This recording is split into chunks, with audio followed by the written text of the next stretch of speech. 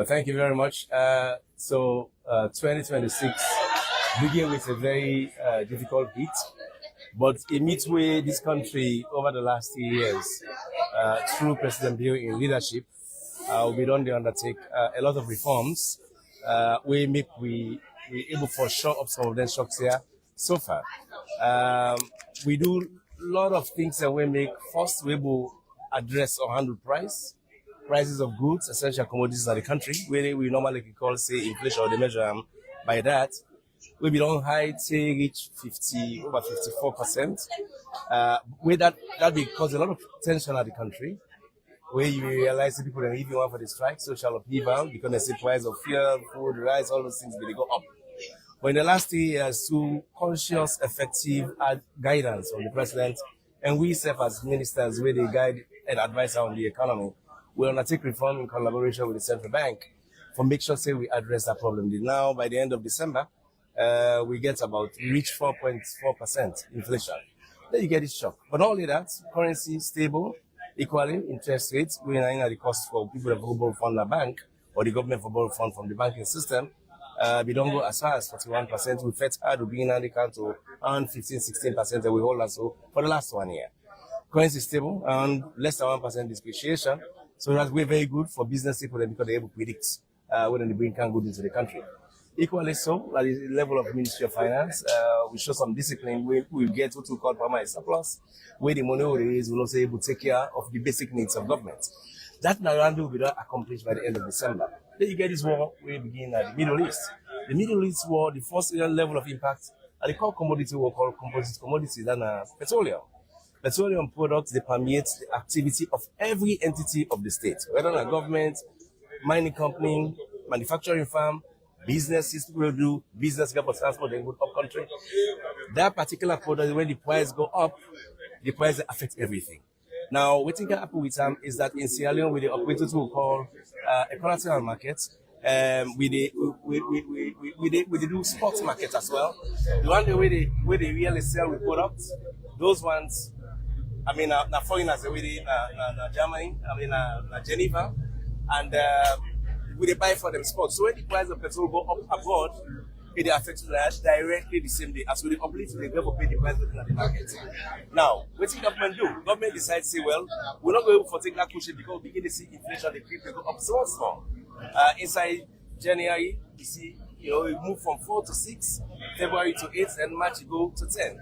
Now, what does that mean? We need to take a bold decision or put a stop on the rising prices by making sure that we pushing the impact of petroleum price hike on the people, right? So you realize that when they give subsidy now to petroleum products, in the last 1 month, we decide to give a particular amount. So we manage say the next, July ending, we'll see how the war they evolve.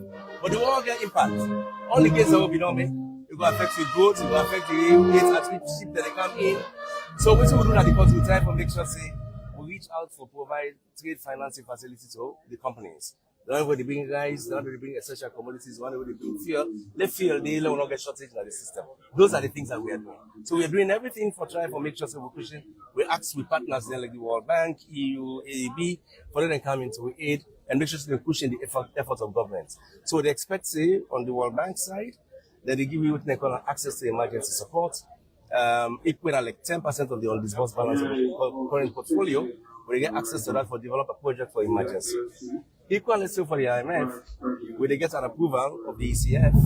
ECF, they make sure say we get access to resources for the next 18 months for pushing the economy itself.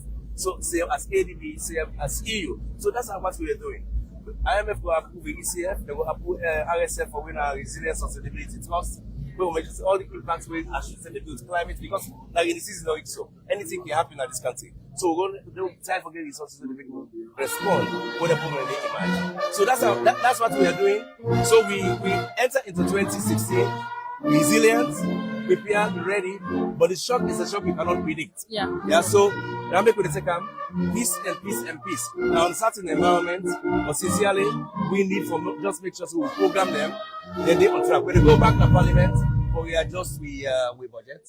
but make sure to be able to respond appropriately. All right. Yeah? Plenty thank you. So We talk you. to Visa. Yes. Una just all listen to waiting the Minister of Finance don't say. We know say you're very busy. President they can't this now. We just want for left you so that you go prepare for the next session with the camera.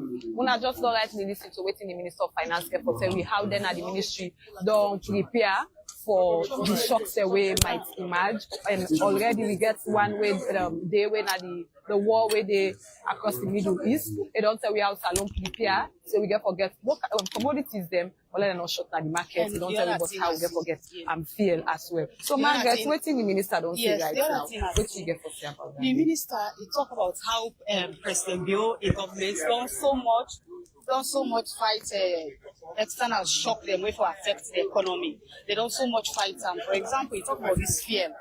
You see how best they don't make the effort. You talk about so many other things, the rice production, rice importation, price reduce, fuel and all of it. I miss the world shock for fuel. You see this alone, we don't lack fuel. You go say yes, price go up a little, but it will not be lack. Unlike other countries, if you remember, it go up. You understand it? It go up, then also it don't be big. So I think the President Bill don't try a whole lot. He don't push for salon people them from behind. He runs about external shock them with the Yes, sure. A lot of things. And as I like to tell you, so we get more people in our today. We come for kind of occasion, and today happen to be the second day of the Julius Maada leadership colloquium. We get again another panel of discussions there. We then said we get for 1 month for see how this particular program here so we for come fine. And we will get the opportunity as well for listening to Julius Maada, the President of the Republic of Sierra Leone, who for tell we about leadership, courage, and accountability. I tell you so for talk to different people. And right now we get the chairman of the National Commission for Privatization. Welcome to his State House Live, sir. Emeritus. Chairman Emeritus. Exactly. Give me your name and who that's now you to Sierra Leoneans. Well, been Dr. Prince Alex Harding. Currently, been the National Chairman of National Commission of Privatization. Okay. We see you don't get a long-standing relationship. You don't walk around His Excellency for all this one. Describe His Excellency for we in your way. Well, now, the Excellency is a man of pure heart. When I want most important thing, where everybody for look at the human being. Secondly, what I see, it don't come with different strategy, different style of governance. When are people centered, not self-centered, and he's an achiever. He has never lost any adventure we don't go by in life, personally and in public. So it's a safe hand to handle this country.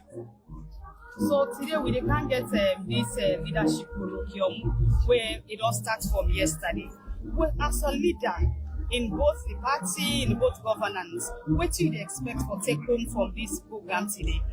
Well, the whole thing about politics and man management, how do you handle the human being? How do you manage their expectations? How do you manage their expectations? Even if you're not able to fulfill it, but how do you manage them to understand your problems? And of course, the objective is to fulfill their expectation. Do exactly what they don't vote in for. Then make sure say they get the results they will look for. So I see him as somebody with, as I said in my initial statement, exceptional leadership. Now, mortal mandate they do it, and so they do it. Not to just the natural politics no more. No, the decision they're all based on the human beings. So now I say it's people centered rather than personal centered. Yeah, but the theme I see the word will stand out accountability. How accountable if you say this government today and President Biode to the people of Sierra Leone? Well, to be candid, the accountability normally not elusive, just like honesty. It's an elusive criterion. But generally, what this man don't do, all the things that we put in in place, is highly transparent in his actions and his duties. Is highly transparent in dealing with the human beings. So accountability, neither strengthen what they call now anti-corruption. They don't strengthen that. They don't get all type of support. They don't break an inside governance. So I don't deal with presidents then. I don't have to compare with anybody, but I can say it's highly commendable in terms of transparency and accountability. Thank you very much, Thank you. Chairman Emeritus. Thank you. Welcome, William. The Chairman will talk about. Thank you. He will talk about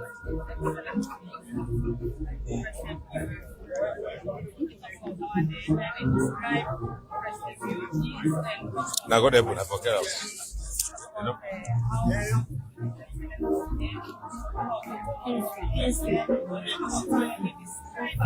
In so many ways, the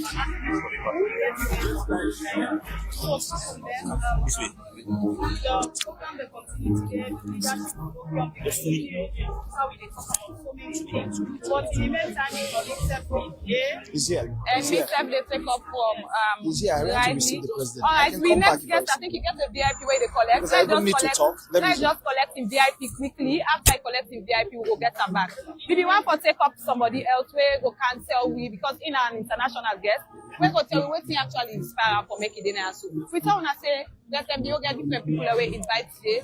And then they also from yesterday, they're not inspired, we use them. And then don't come again today, the second day, for make actually this particular event here so come well. I will ask the cameraman for make he go turn the camera as President Bio don't actually come now. And this program here so will actually unfold. Now, so for now, the presentation will end. We go now to the live proper. Who say president don't come and the cameraman they go join the president as they So walk. we dey ask the cameraman now. So the cameraman can go now. Show una President Bio arrival as this particular program they can unfold now officially.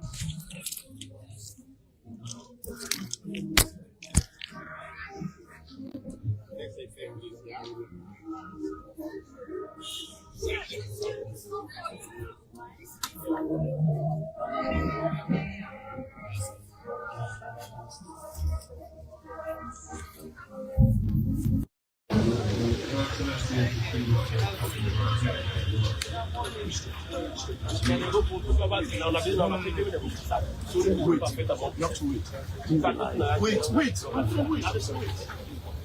No, sorry. State House Live. Wait for this. You have to wait. State House Live. Wait. So.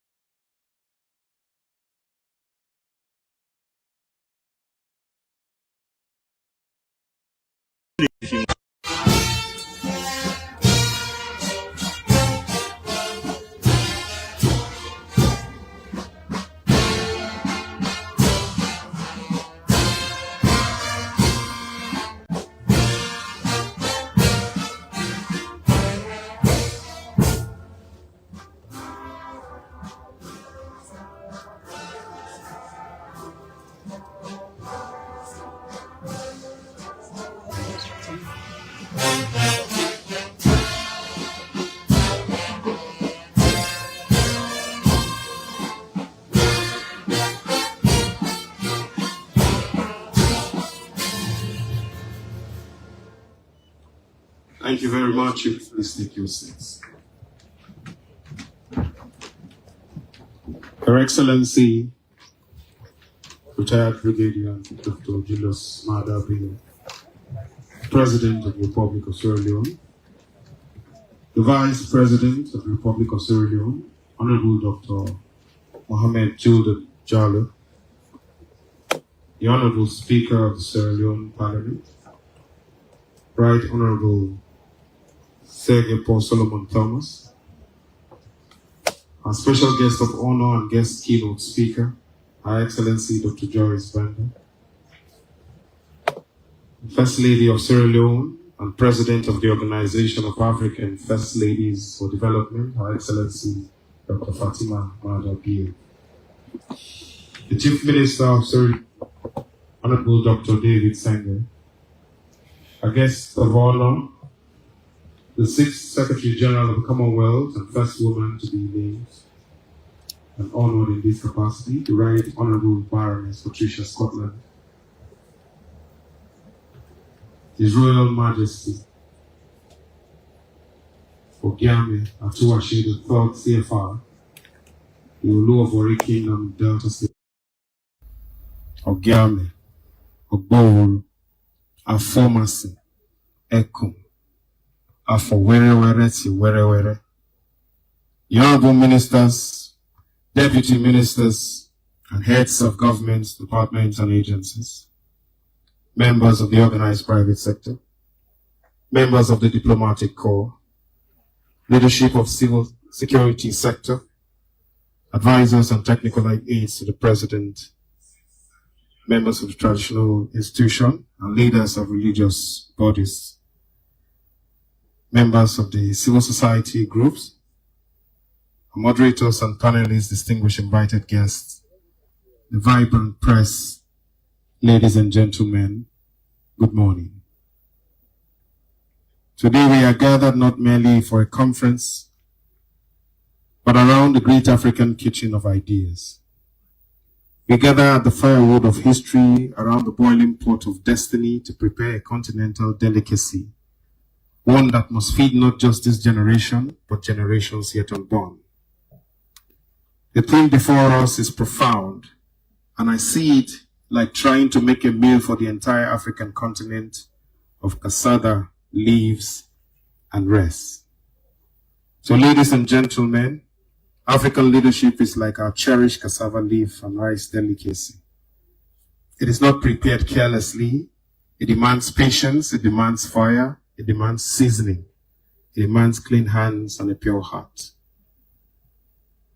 So today, distinguished guests, ladies and gentlemen, we are gathered in this hall, summoned by a foremost Pan-African, respected for his dignity and identity.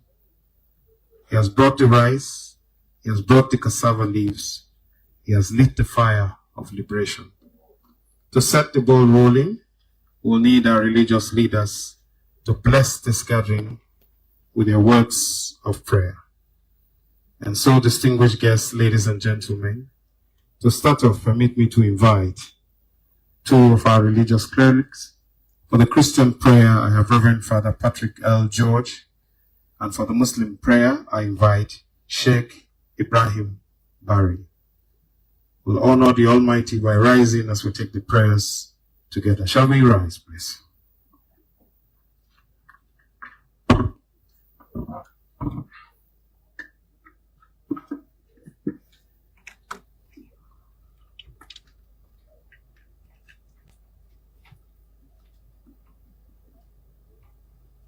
In the name of the Father, and of the Son, and of the Holy Spirit.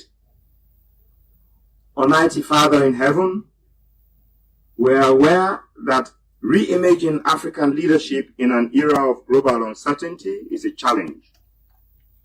We live in a world of unpredictable circumstances. And so, Heavenly Father, we come before you with gratitude and reverence as we gather for this colloquium.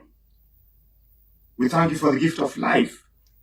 We thank you for the opportunity to learn, to share, to grow together in wisdom and understanding.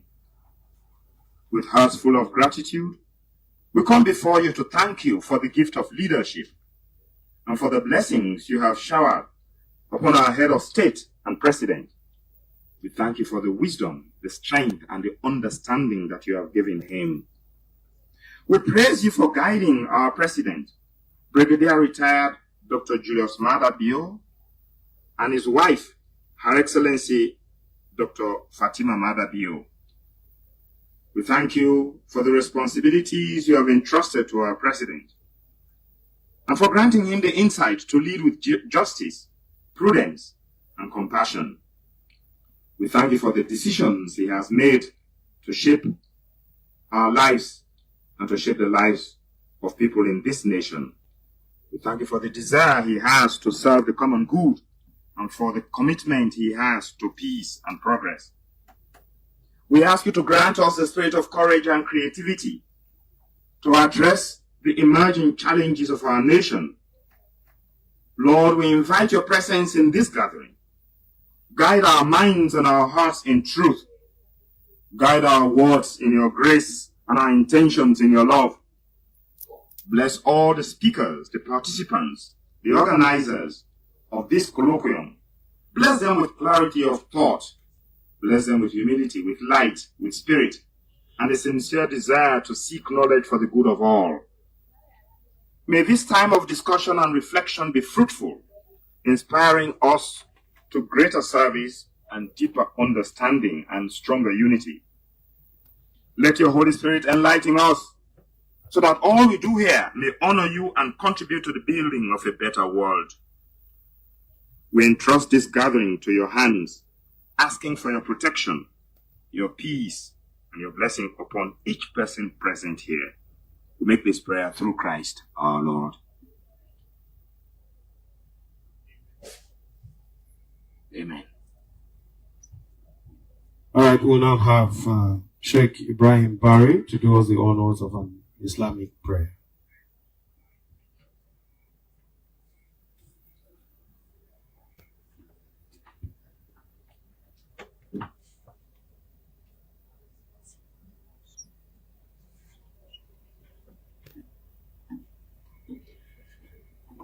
Your Excellency,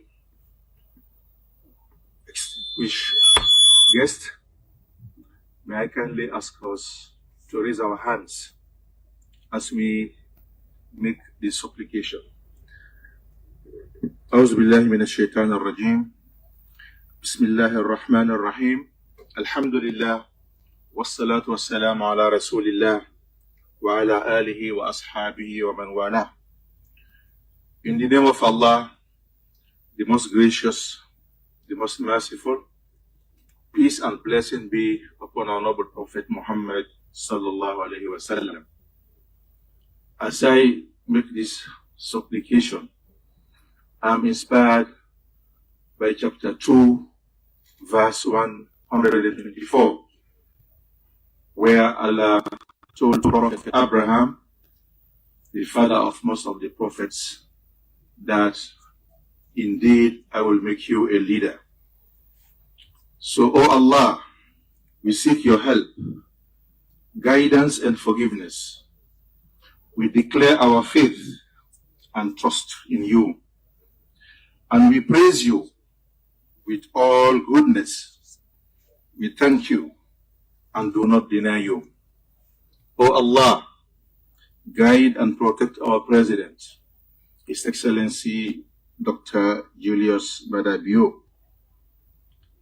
O Allah, guide and inspire His government, state officials, security sector, and our political leaders. O Allah, we pray to you to help and support him to lead our beloved nation, to sustain our peace, national unity, and social cohesion. O Allah, guide the deliberation of this event. Grant positive and progressive leadership qualities to our political, traditional, and religious leaders. O Allah, help and guide the youth and women of this country so they may continue to sustain the national gains and legacies of our country and overcome the challenges and ensure a bright and prosperous future. O Allah, make this nation safe, secure, peaceful, united, and prosperous. O Allah, grant our esteemed foreign invited guests pleasant stay in our country and safe return to their respective countries. ربنا آتنا في الدنيا حسنة وفي الآخرة حسنة وقنا عذاب النار وآخر دعوانا أن الحمد لله رب العالمين والسلام عليكم ورحمة الله تعالى وبركاته. Thank you very much for that prayer. With that said, that means we are ready to commence fully. Your Excellencies, distinguished invited guests, ladies and gentlemen, good morning once again. And may I once again thank you for being a part of this and to inform us that everything we need to make this a success is here. Already, we had the presence We're privileged to welcome the distinguished Right Honourable Patricia Scotland as she brings the salt of justice and preservation power to the institutional memory. We also want to specially thank His Excellency, His Royal Majesty, who I discuss and describe as one who represents the palm oil and delicacy and fish in the rich culture without leadership becomes dry and disconnected. To all our ministers, they are all part of this cooking.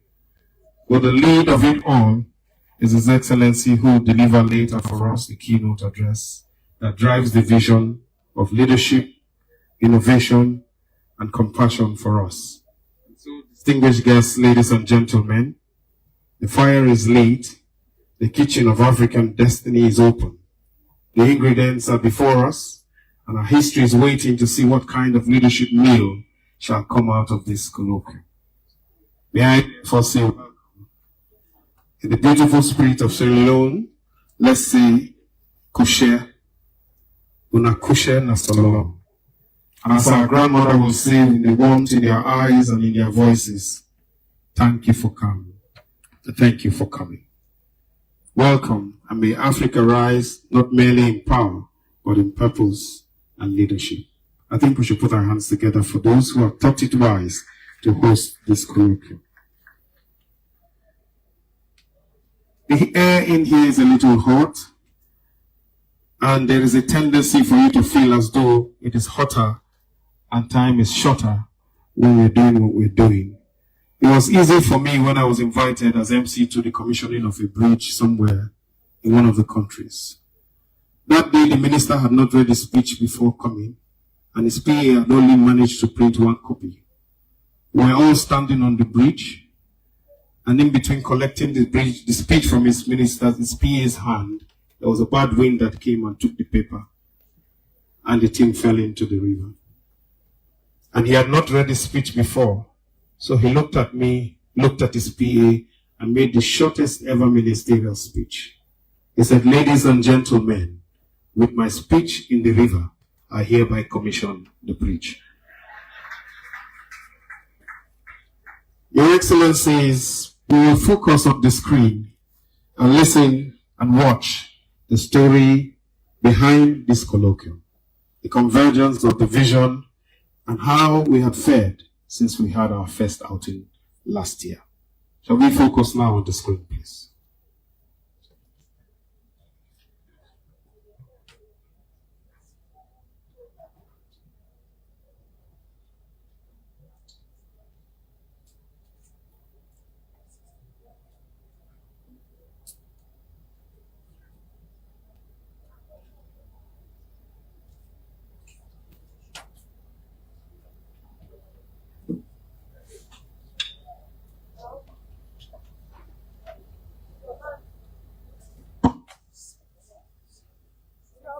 His Excellency Dr. Julius Maada has championed the leadership rooted in values, driven by purpose, and anchored in hope.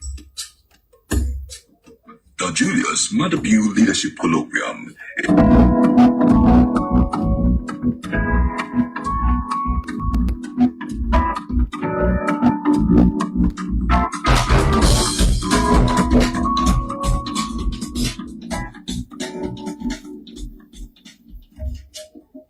in a world hungry for vision and thirsty for integrity, leadership is not a title, it is a call to serve, to inspire, and to transform lives.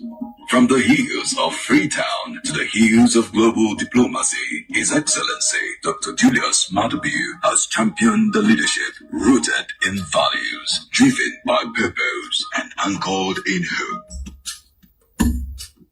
The Julius Maada Leadership Colloquium is more than an event. It is a gathering of minds and hearts, a platform to shape Africa's future, to spark bold conversations, and to craft solutions that leave no one behind.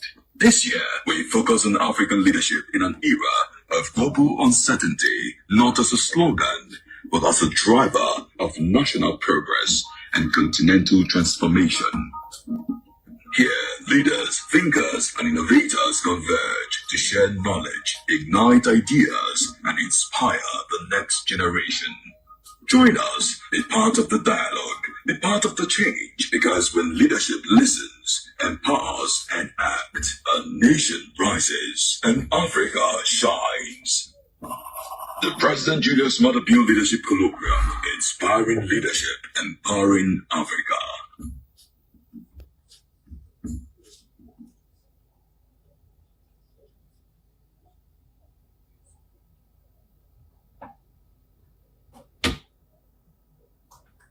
Well, I think we should clap properly for that.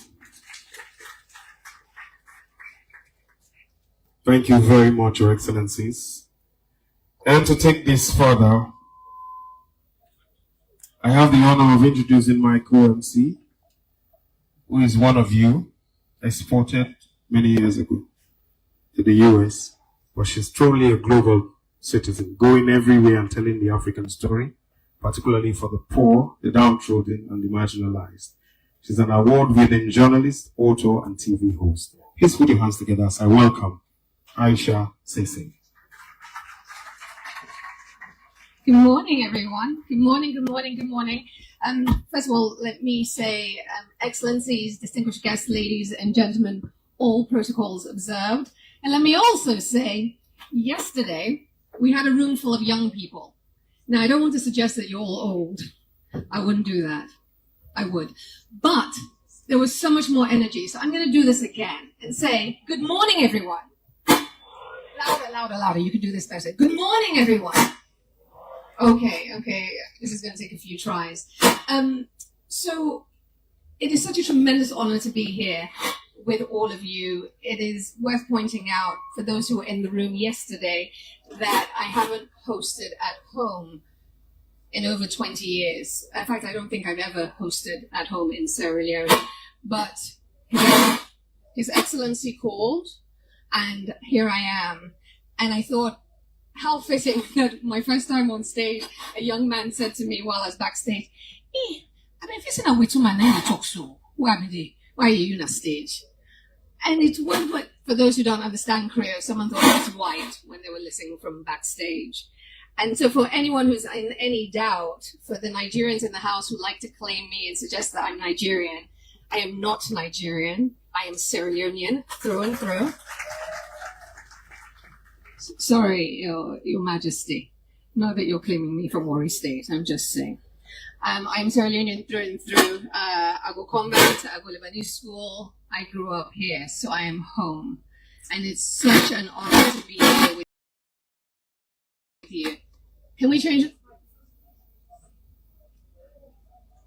Thank you. Is this one on? It is. Okay. It is such an honor to be here with you for a truly special event. An event that's very close to His Excellency's heart. One which over the next couple of hours is encouraging us individually and collectively to grapple with some difficult questions. What is a good leader? What does a great leader look like in the 21st century?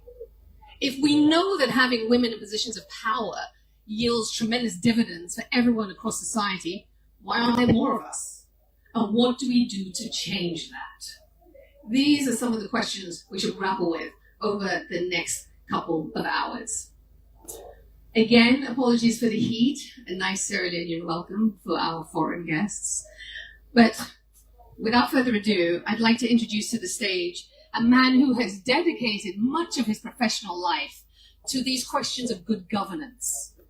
How do we, not yet, how do we ensure that it benefits all? He is our nation's Vice President, Dr. Mohamed Julde Jallow. He will join us on stage shortly to deliver the welcome remarks, but it is just worth pointing out that he is a man who has made it his life's work to ensure that good governance is not something that is out of reach for all, but it is something we grapple with each and every day. Your Excellency, the stage for the welcome remarks.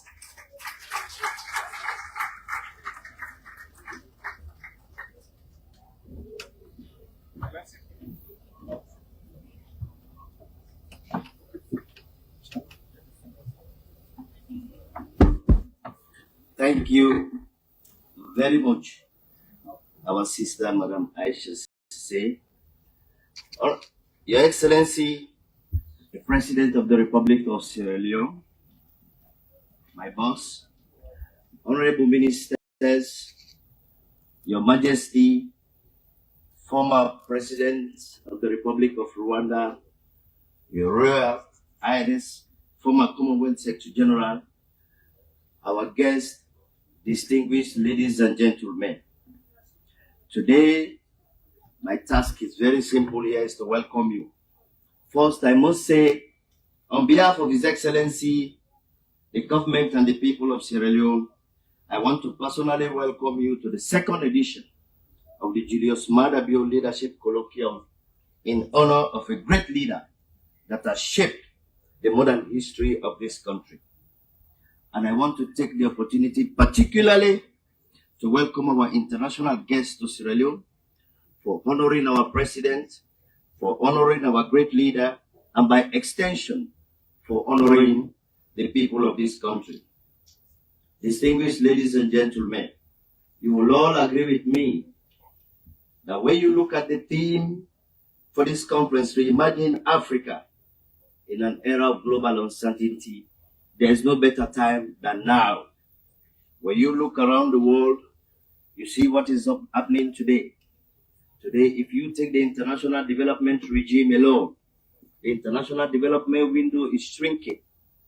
A couple of last year, we were in Sevilla in Spain to discuss global ideas how to finance development in developing countries. The message was clear that the international development regime is going to change drastically. African countries are expected to look after themselves. We are expected to develop the kind of capacity that we need to generate revenue to look after ourselves. Today, global priorities are changing. Bilateral movements are getting inward. Global international institutions are struggling to keep global peace and also to propel democracy across the globe. When you leave the global stage, you come to the region, the West African region, you will also agree with me that the region is reshaping itself. Over the last couple of years, we have seen turbulent period in the West African sub-region. The Sahel crisis is there, conflict all over the place, and that was the time that His Excellency assumed the leadership of the Economic Community of West African States. A very, very challenging period where we are seeing a growth of statelessness. Countries that we are proud that before as the beacon of democracy, like Mali, for example, that started the first national conference for ushering democracy in this region, today is confronted with various challenges.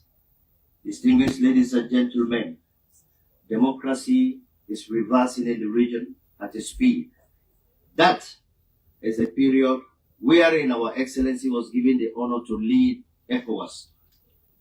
Distinguished ladies and gentlemen, when you look at all of this, when you look at this uncertainty both at the global level and also the regional crisis we are confronted with, I think this is the time that you need the courage to lead in these very difficult times. You also need innovation to innovate how you navigate this crisis, both at the global level, the regional level, and also at the domestic level. I usually remind Sierra Leoneans every day that in this country of about 8 million people, 720 kids are born every day in Sierra Leone. That translates into 15 classrooms every day. In this country, every day we give birth to 15 classrooms of children.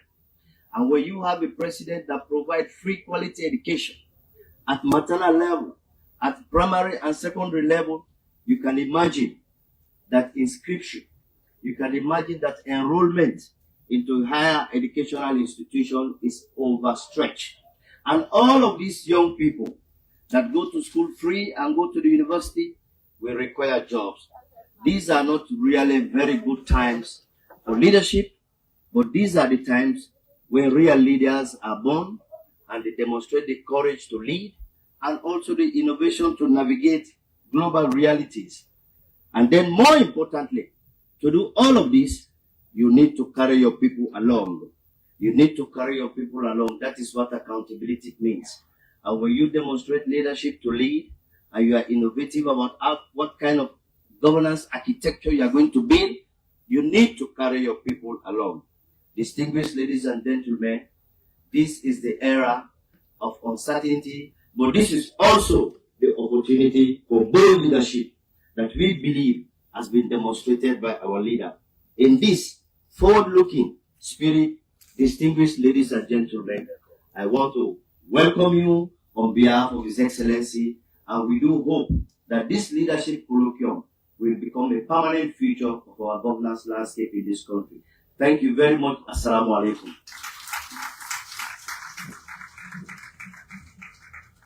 Thank you so much, Excellency. Indeed, as you heard him say there, and I think you'll hear several times throughout this day, we need to carry our people along. Good governance and the good society and inclusive society must involve everyone from the bottom up. That being said, how many people were here yesterday? Show of hands. How many of you were here yesterday? Okay, a good number of you. So for those of you, and thank you for being here for day 2. For those of you who weren't here yesterday centered youth leadership. And so the room was full of young people from more than 10 African countries. They brought their passion, they brought their blunt honesty, they brought dynamic conversation to the room. And it was a day full of unforgettable moments, but don't take my word for it. Check out the screen.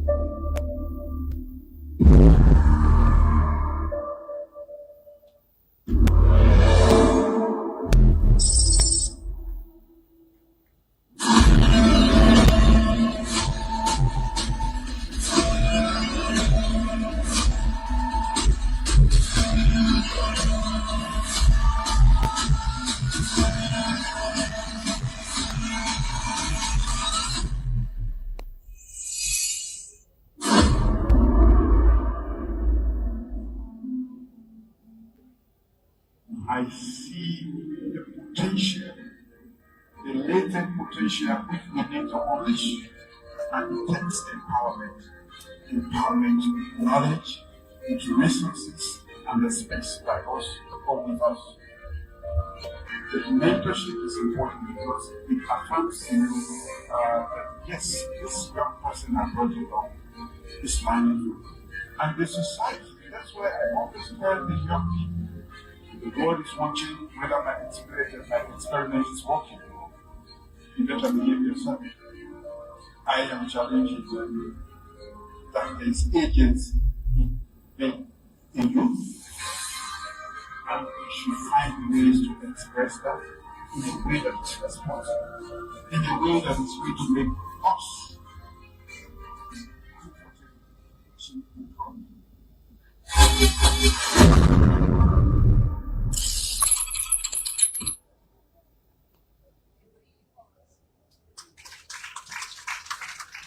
applause. It really was a very, very special day. I will say that one of my takeaways from yesterday was this question of where is the cutoff point to call yourself a youth? Chief Minister, I'm looking at you. I'm just saying. 35? Is that it? After that, you're there. I'll just say you're full of youthful energy. Let's go with that. So that was indeed one of the questions that emerged, but it was a very, very special day.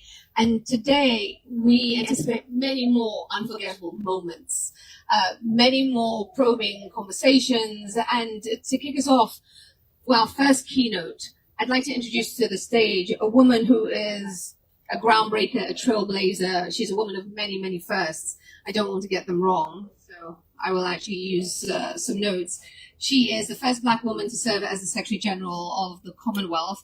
She's also, and I did not know this, she is the first woman to serve as Attorney General for England and Wales and Advocate General for Northern Ireland. And I think what is most important is that every time she assumes a position of power, a position of leadership, she changes the space, the institution, the culture, the people in big and small ways.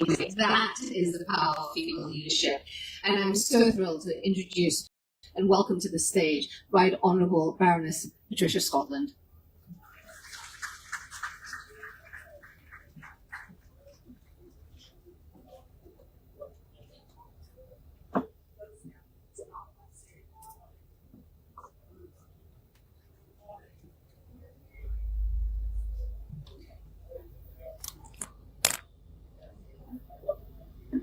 Can you hear me now?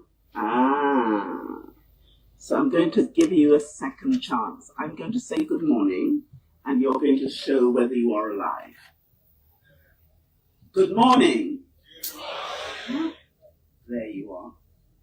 So this is a very important moment for me, and I'm going to say thank you, firstly, to the distinguished President, my dear friend and brother, Julius Maada,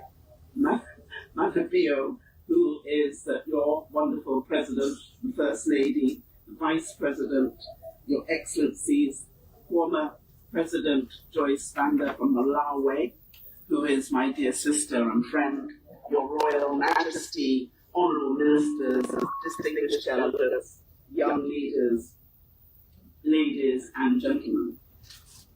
I am going to talk about leadership and female leadership.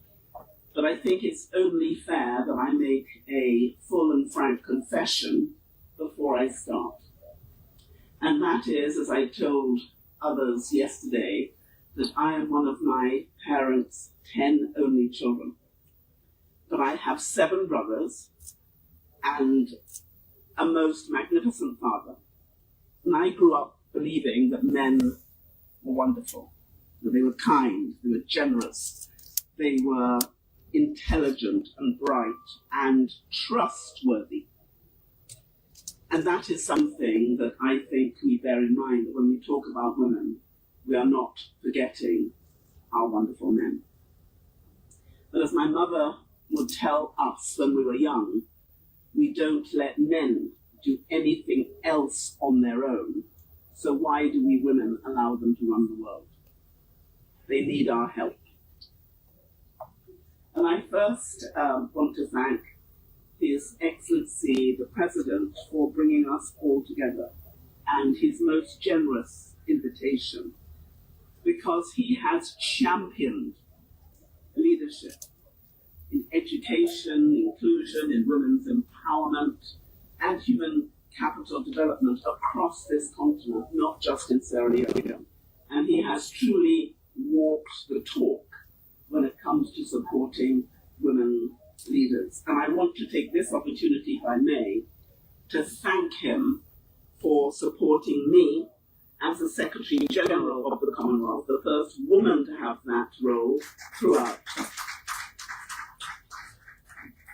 And I have to confess to you, there were times when I really needed that leadership, that friendship, and that solidarity. And your President and his First Lady gave it to me without reservation. Because we have spoken yesterday and today about courage and about the fact that leadership demands courage. Well, if you wanted to see what courage looks like in its personification, then I think you need look no further than your President.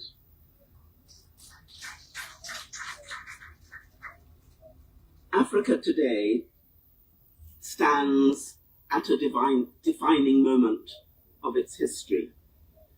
This continent is the youngest continent on Earth. Ours is also one of the richest continents in culture, creativity, resilience, and natural wealth.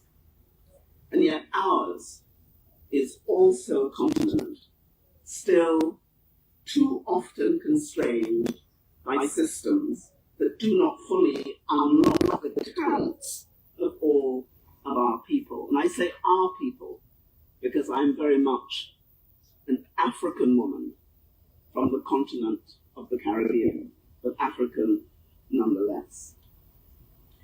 That is why today's theme, Power in Equity, Advancing Women's Leadership for Better Africa, is not merely a conversation about representation. It's a conversation about power, about prosperity, about stability, about governance, about future competitiveness of our nations. Because the truth is simple.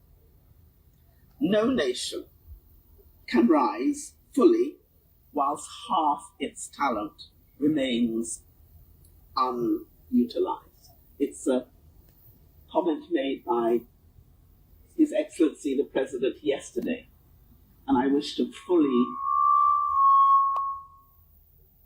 underline and endorse it. And no continent can lead globally whilst women continue to face structural barriers to leadership, to finance, to ownership, and decision-making. We know this, not only morally, we know economically, institutionally, strategically. Around the world, the evidence is now overwhelming. Countries that invest in women's leadership are more stable. The institutions are more trusted.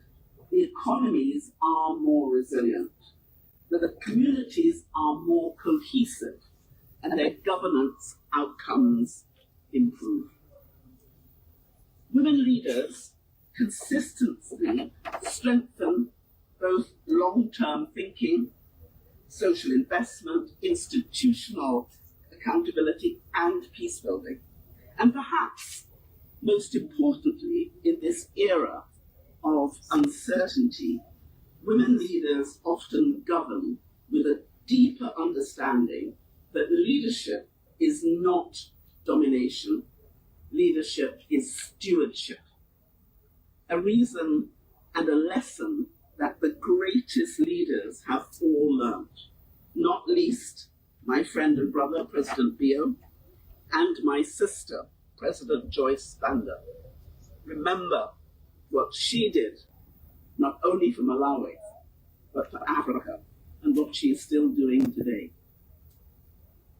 Africa needs more stewardship because we are living through an age of profound global disruption, economic volatility, climate shocks, technological transformation, geopolitical fragmentation, rising debt pressures, institutional distrust, and the growing anxiety of our young people searching for opportunity and dignity. In such an age, leadership just cannot merely be charismatic. It must be credible. Leadership today requires courage. We said that all day yesterday, constantly, that word courage, courage, courage, echoed throughout the room and throughout the day. But it needs more than courage. It needs competence, compassion, and institutional discipline. And this is where the conversation about women's leadership becomes so important. Too often, women are invited into leadership systems that were never designed for inclusion. I go so far to say some of the institutions If you go to the bathrooms are male and there are no female. So it wasn't meant to include systems where access to finance remains unequal, where political participation is harder, where unpaid labor remains invisible, where mentorship networks are weaker, where decision-making structures remain exclusionary. So our task is not simply to add women into existing structures. Our task is to redesign systems so that talent, integrity, and contribution matter more than patronage, proximity, or inherited advantage. That means legal reform, educational access, digital inclusion, financial inclusion, institutional reform, and above all, accountability. Because equality without implementation is merely aspiration. And Africa is overflowing with aspiration. But what we really need is execution. And that is why I have always believed that governance matters deeply. Not governance as paperwork, but governance as the ability of a nation to deliver dignity, fairness, opportunity, and trust to its people. Strong institutions are not abstract concepts.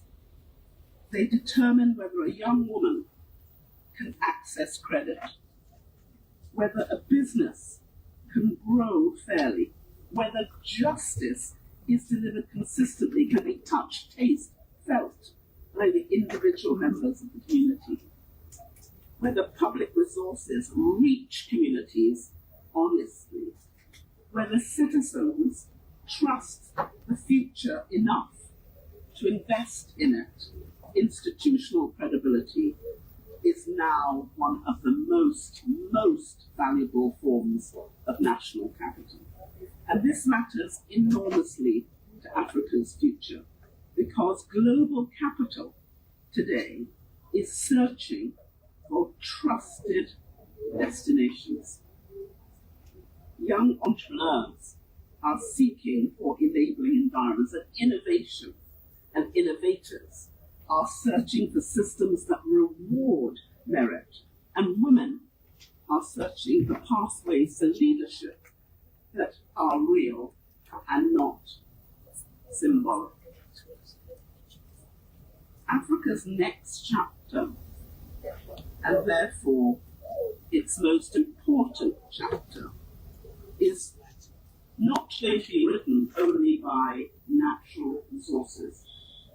It will be written by institutional capabilities, by our ability to build societies which are transparent, strengthened, where public trust is protected, where innovation is encouraged responsibly, where technology serves humanity rather than replacing it, and where leadership is measured not by power accumulated, but by lives improved.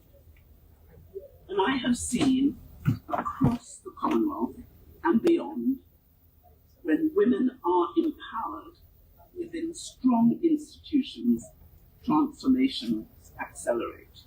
When I took up office in the Commonwealth in 2016, the Commonwealth Secretariat was rated as a C-rated organisation.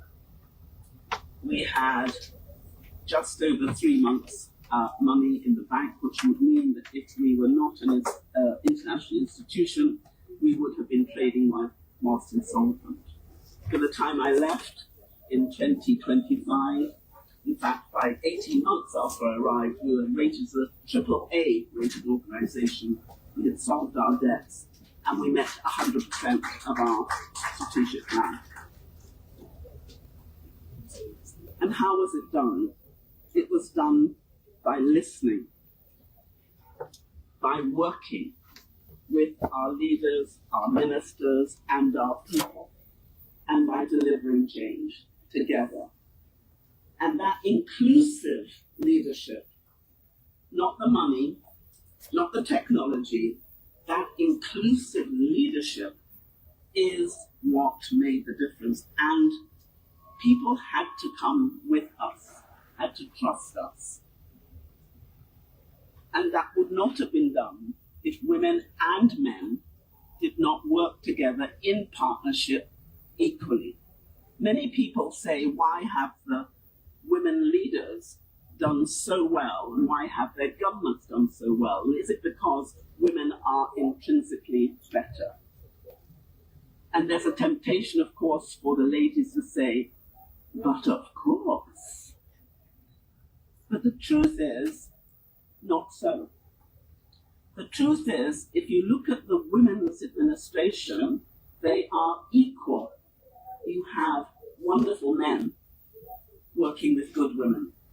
And when you look at the administrations led by men, which have done well, you see wonderful men leading with wonderful women participating. And that's what President Bio has done with his 30%, but I know he's hungering for 50-50. So,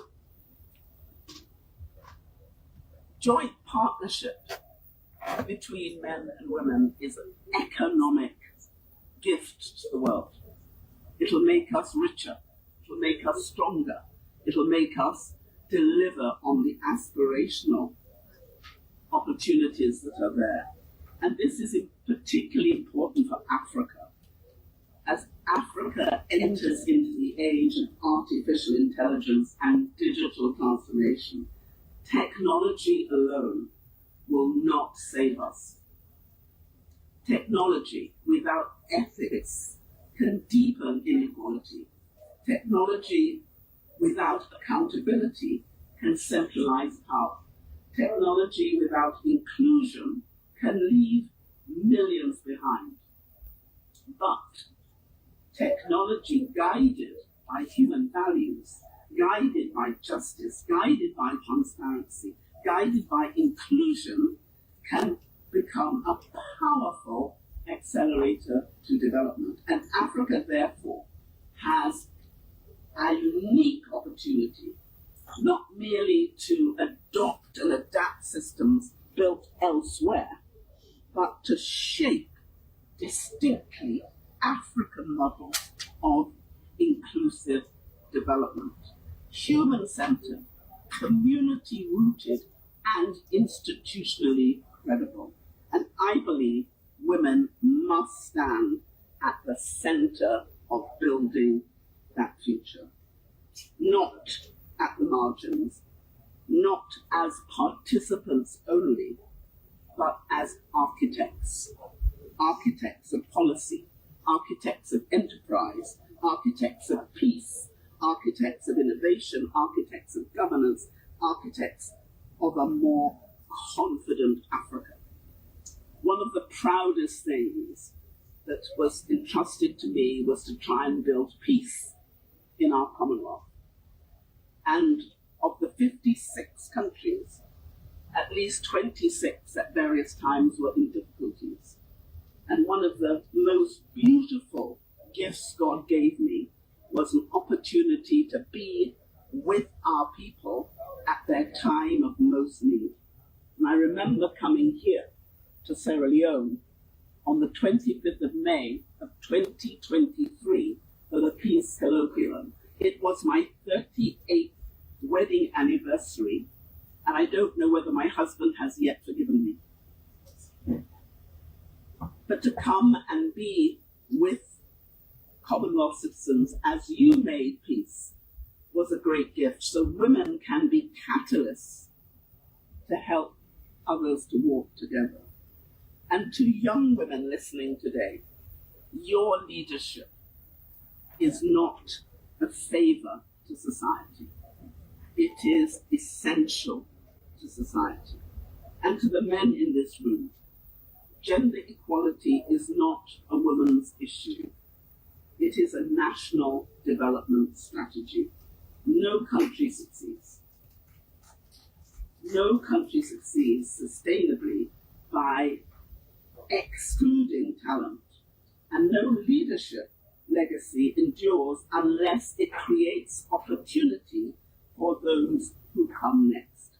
And that was what yesterday was all about, building our tomorrow. Because as the President made clear, as we get older, we are going to be dependent on these young people to look after us. And we need to train them well, otherwise we are going to have a miserable old age. So that is why partnership matters. Governments, regional institutions, the private sector, civil society, international partners, traditional leadership, young people, all of us. None of us can solve these challenges alone. But together, we can build systems that are more trusted, economies that are more inclusive, institutions that are more resilient. The future of Africa will not ultimately be decided in speeches. It will be decided by implementation. But whether we move from commitments to measurable action, from exclusion to participation, from fragility to confidence, I remain optimistic. Because when I travel across Africa, I do not see a continent of limitations. I see a continent of extraordinary possibility. I see young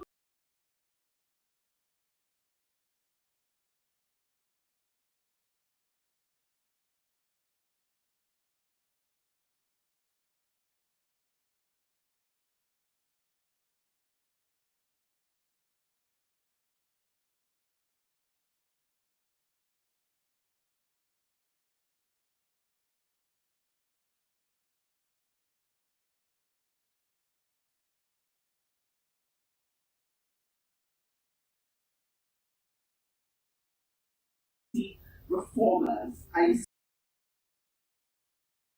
to build nations worthy of the next generation. Africa's greatest resource is not beneath the ground. It is its people. That's our real gold, our real diamond, our real rubies, our real sapphires are our people. And amongst those people are millions of women and girls whose leadership, intelligence, of their potential. I believe we can. I believe we must. And I believe Africa's greatest century lies ahead. My father was born in 1912. He was a great Pan-Africanist, born at the time when African liberation was a dream.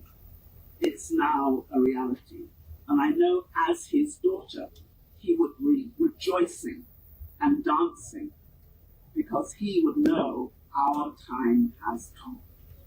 It is up to us, this generation, to deliver what the generations before us prayed for, thirsted for, hungered for, and never tasted.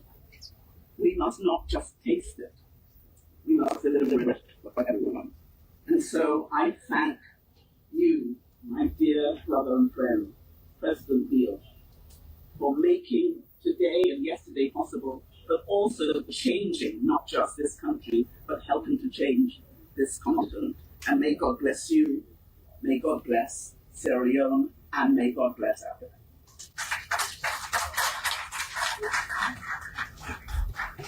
Thank you so much, Baroness Scotland. Thank you, thank you. I think it's important, as I lose it here, I think it's important to just reiterate what she said, because it is a point that His Excellency President Bio is committed to, this understanding and realization that this nation's greatest resource is not what is beneath the soil. As much as we talk about our resources, as vital as they are to our economy, our greatest resource are the people. it is this human capital development that President Bio has committed himself to furthering here in Sierra Leone.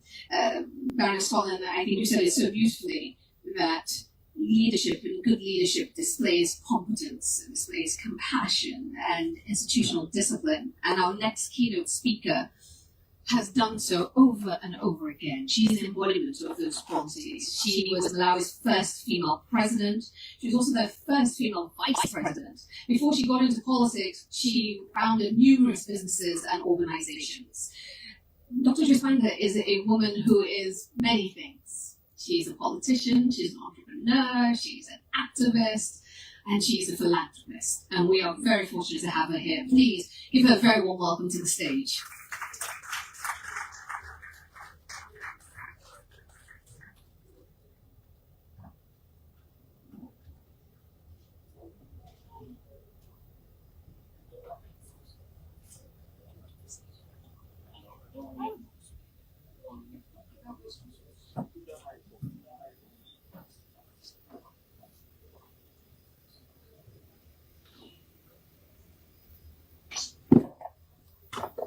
Hello, is it working?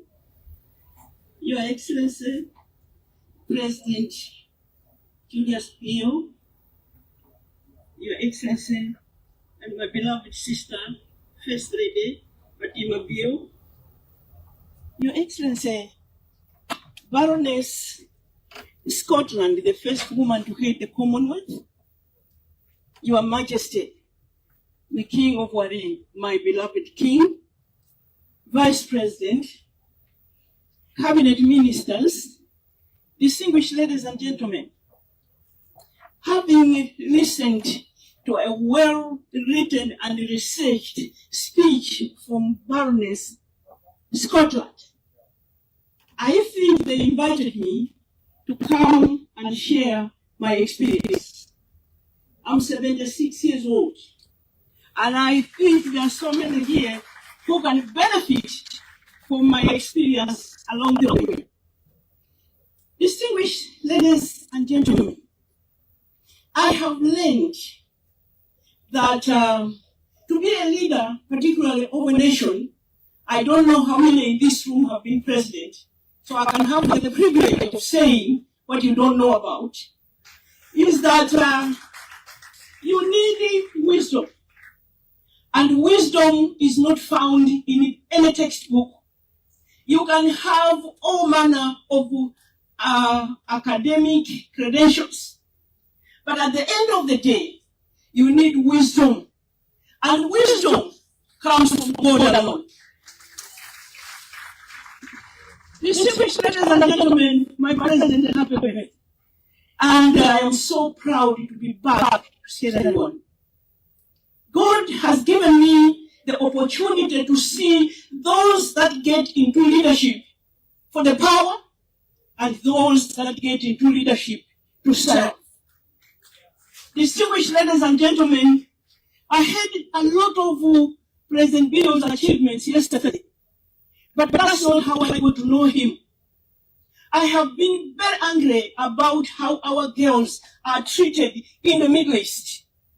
There are countries on this continent where they receive 90, 100 bodies a year because our girls are being abused and tortured and they are enslaved in the Middle East. Some countries like Dubai, they have now banned what they call kafala, where when you get this innocent girl from Africa, she is nothing but a slave. She can't even leave and go back home.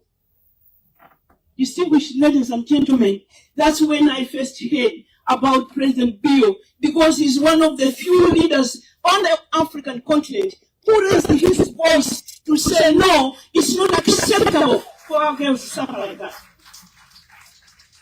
Women started talking even at the African Union about one President Bio who is not afraid to offend his friends, to raise issues that they don't want to talk about.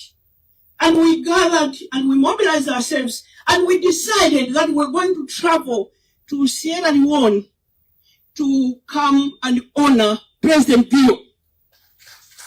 Distinguished ladies and gentlemen, so I got to the airport and got down Then I got on the boat, and then I didn't know where I was going. I said, we are on the boat to go where now? And they said, no, that's how you get to the mainland.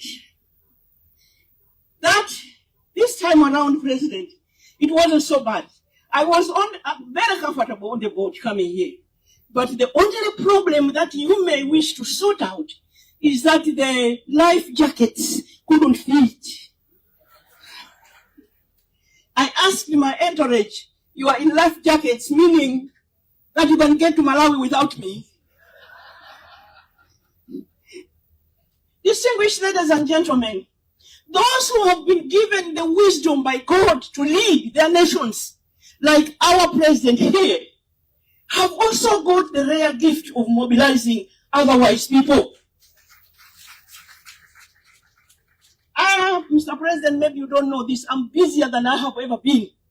I've just finished a 6-nation tour. I am on great demand. So this me, takes me, carries me, anywhere that I want to go. President Mandela one time at Kasani said, the beauty is that when you also get to age 70 and beyond, you can say anything. Because they will say, who said that, Joyce Banda? Senior citizen. Your Excellency, that 6-tour nation trip that I made, one of the places I went was Nigeria. The government of Nigeria invited me to go and give a speech on the commemoration of the death of General Mahatma Muhammad, one of the leaders on this continent, who came into office and didn't stay long because he was assassinated. But the things that he initiated in that 12 months, in that year, have had lasting effect on the country called Nigeria. So they wanted me to go and speak. Sometimes I think to myself, I don't know how I get from West Africa to North Africa to everywhere to speak. But anyway, while I was in Nigeria, His Majesty the King heard that I'm in Abuja.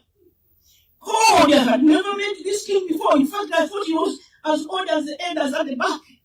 I didn't know he was such a young, handsome king. Oh, did that be my son? They told me he's looking for you. He wants you to go to Wari. He wants you to interact with women of his kingdom.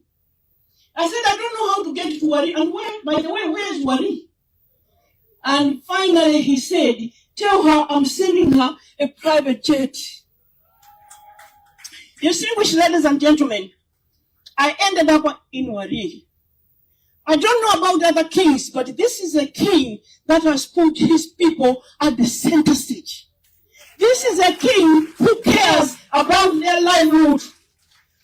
This is a king who would stay in the state house, in the palace, the great palace, and just enjoy himself. And nobody would ask him. After all, he inherited the position. But what he has done, I invite some of you to make the effort to go and visit. So I got to the kingdom of Wali. Now I want to agree with my sister, Baroness Scotland. We dance the same music, regardless of where you are. Even the Caribbeans come and dance, and they follow the beat. I am with no intention of offending those that are not African.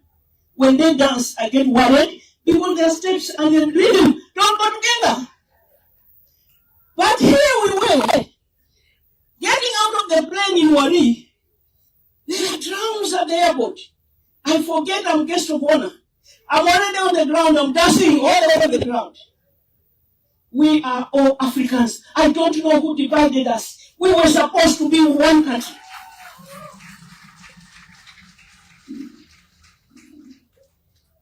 Distinguished ladies and gentlemen, President Biya has a wife. And anybody who is a foreigner coming in for the first time and listens to the first lady of this country talking, you can't act that out. You are either born an advocate, somebody who cares, who is generous, but you can't act that out. I watched that speech and I listened very carefully. And she even said, "Where are my children?" And I turned, and they were actually sitting there. You know, people act that out for people to just see, to think there's a first lady who is working. But don't worry, my sister. People who go out, flat out, working like that, sometimes don't get the support. But you know what? The greatest support you have is your husband. I have not heard many presidents mention their wife in their speech, as if we don't exist. Distinguished ladies and gentlemen, we as Africans have been very lucky. We have been very lucky that the leadership of women is not beginning now. Leadership of women is even in our history books. And you know what? They even say that we were delayed by those that colonized us. We were already ruling our nations. Go and find out about the Asantao of Uganda. And even here in Sierra Leone, there were powerful women who stood up for the rights of women and children. When they came and colonized us, they didn't know what to do with us. So they left us aside. And so our progress delayed. The good news is that when our brothers on the continent started fighting for freedom, self-rule, we stood to the occasion. So we know there are women like Winnie Mandela, Bettina Sisulu, Rose Chiwambo of Malawi. I can go across the whole continent, naming them one after another, who did a lot, who realized that they can stand up side by side with their brothers. Why is this important for me to talk about? I say this because you, our men, you, our brothers, have not struggled to allow us to participate in leadership. Why? Because you were born watching that. You saw our Asentawa, you saw women kings, you saw women neighbors participating in leadership. I don't know where we lost it, but I'm not going to stand here and blame our brothers because I think they've gone a very long way. I am one woman here who can tell you for sure that there is no time during my leadership when I can say men did not support me. In fact, it is my fellow women who ran me down. Distinguished ladies and gentlemen, so we have a president who has the interest of these people at heart, particularly what we heard yesterday about young people. I don't know if you are following the news. Our children are leaving their nations to go look for green pastures, and they are meeting untold misery through acts of xenophobia. And if we begin to hide and not talk about it, then we are failing our people. I have nothing to lose. I'm not a president, so I can say whatever I want. It's not fair what our children are going through. But what I have always said is that our presidents then should rise and create opportunities in their countries so that their young men and women don't have to leave their soil to go anywhere else. And yesterday we heard one story after another. The chief minister cited examples of what President Bill has done to make sure that he empowers those that didn't have any hope. And therefore, that's the direction we must go. Those of us across the continent, and I'm calling upon my brothers and sisters, that they should know that it is important to create opportunities for our people on the ground so that our children don't go and get abused anywhere else. Distinguished ladies and gentlemen, there are still young people in the room. What we saw yesterday is not happening across the continent. Young people are being abducted and killed just by raising their voice.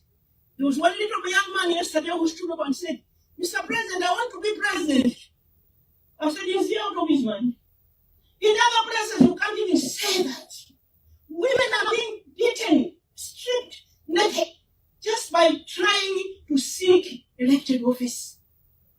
Distinguished ladies and gentlemen, so here we are with a president who loves his people, who has put social issues at the center, education, health. I don't know food security as well. I don't know if there's any country, any citizenry that will support you when they are going to bed without food. And Mr. President, I just want to thank God for your leadership. And I want to thank all those that are standing with you and by you and working with you.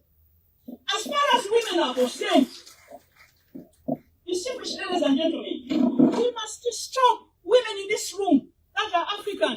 Stop glorifying what lies they say about us.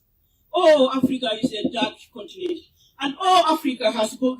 And oh, Africa hasn't done this, that, and the next. As far as leadership is concerned, we have done better than most continents. In fact, I don't know if you heard this, some with 250 years, democracies, they haven't taken one single woman to State House up to now. They're still trying. We have 7. Ndaitwa, president of Namibia, is the female president number 7 on the continent of Africa. Distinguished ladies and gentlemen, that's not any achievement. Somebody was telling me, oh, our country, we just elected a vice president. It's great news. I said, it's great news. A vice president. I was president in 2009. Where I come from in Africa, vice presidents are 2 a penny. You can have him any day. We are talking about presidents leading the nation. So don't begin to lecture to us about democracy and about what we should do when we have achieved better than you. Don't. Some lady who lives in Nigeria, but grew up in Nigeria, but lives in the States. Arikana Hombori had organized an event to honor me and Ellen Serif, 2015. And we were in Washington, D.C., and she invited a lot of African women, including this lady.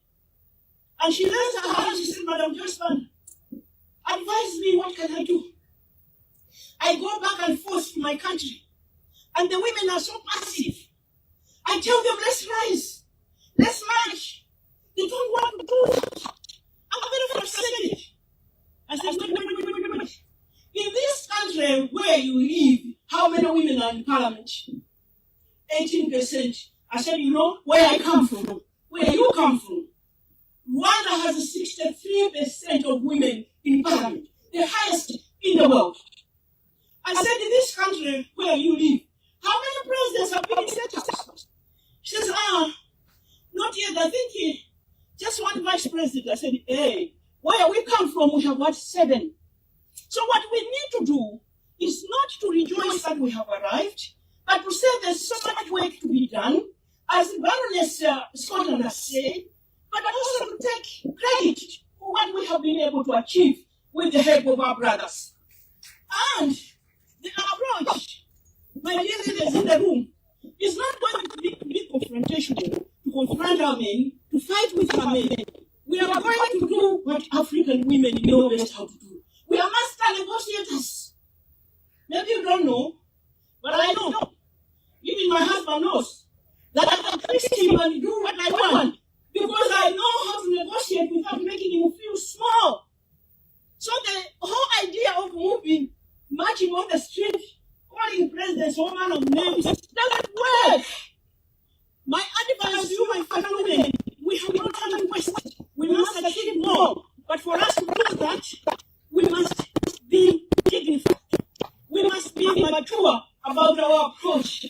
Because there's an African leader that you are going to meet and he listen to you if you call him names. In Malawi, the law says, no president shall appoint less than 40% women in the cabinet and other positions in government. So we had just had an election that year. And he decided he was going to cheat us. So he appointed 35%. And I just heard that women are dancing on the road. They are marching to parliament to deliver a petition. And I always take advantage of the privilege I have to have been a leader of a nation that I can phone any president, any time. So I picked the phone. I said, Mr. President, I hope you know what's going on. Women are marching on the road. They are going to Parliament to deliver a petition because of what you've done. He says to me, what have I done? As if he didn't know. I said, you've broken the law. I've broken the law. So, State House was this side, and the Parliament was the opposite direction. So they were dancing, going this way. He said to me, where are they at? I said, midway going to Parliament. He says, but I'm in State House. They are lost. So I called my friends immediately. I said, quick, you are lost.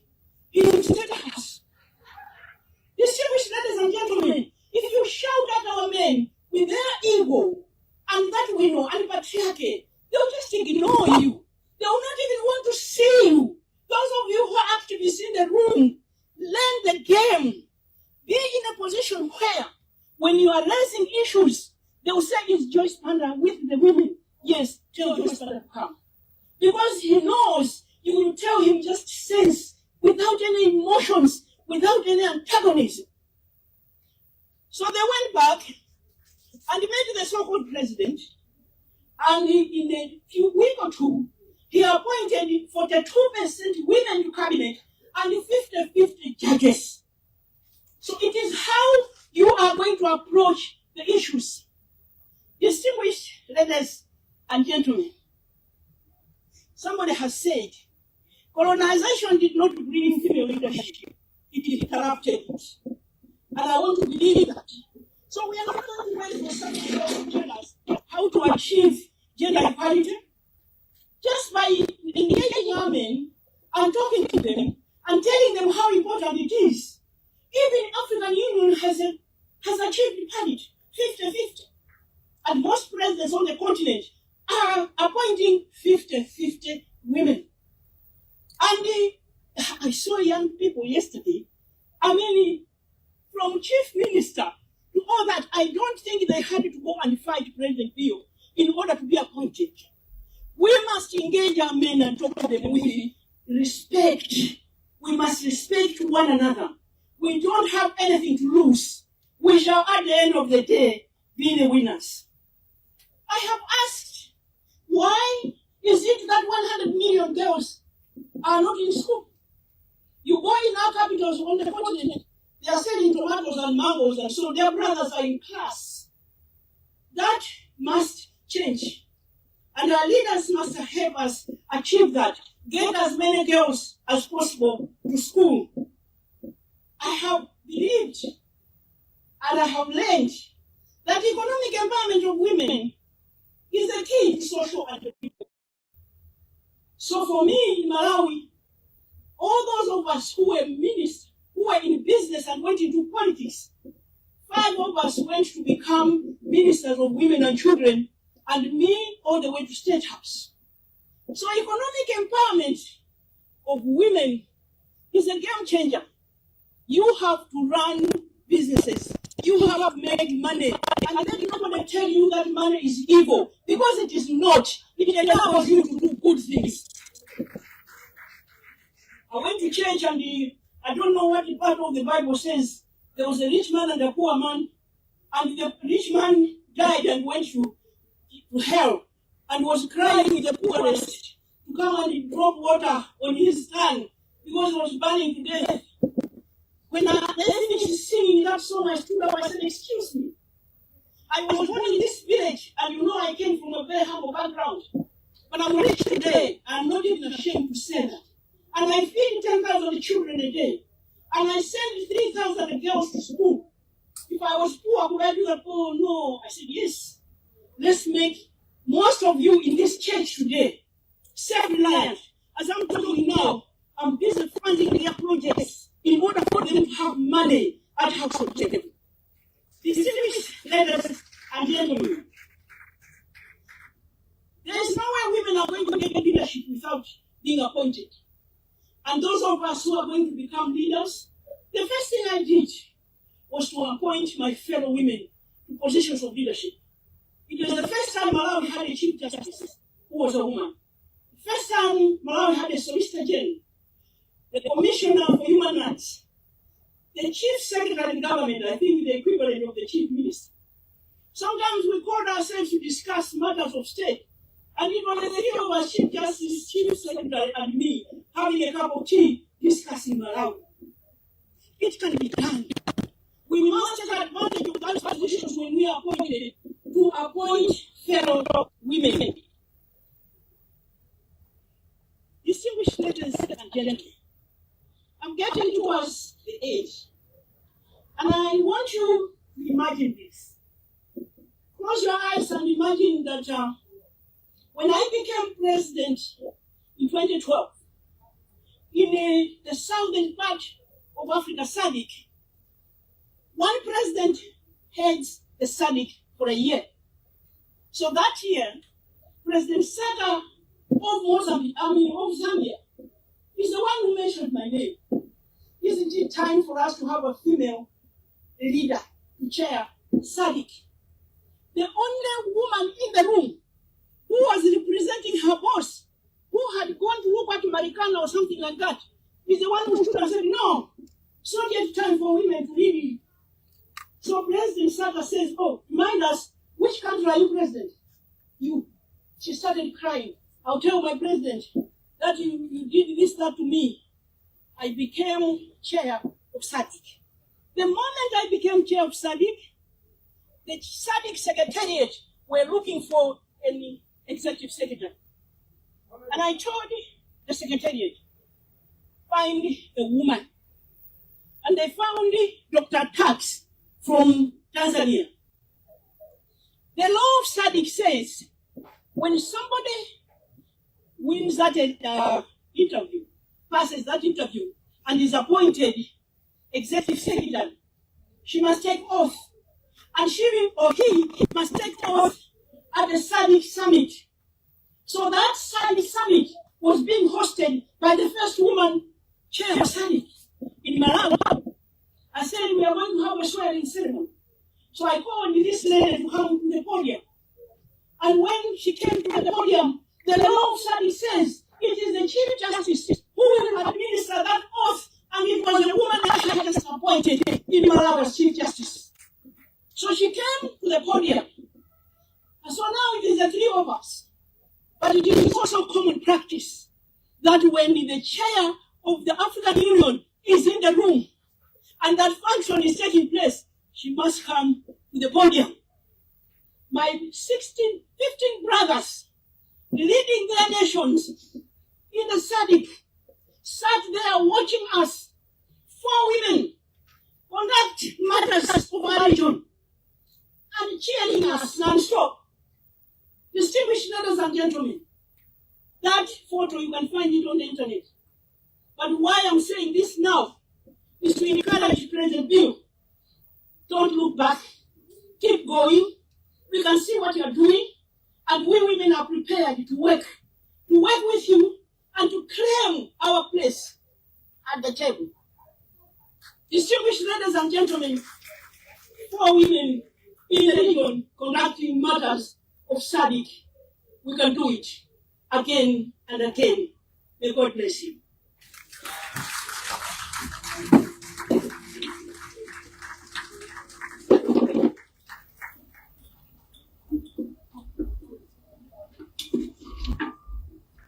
I thought we were clapping for her.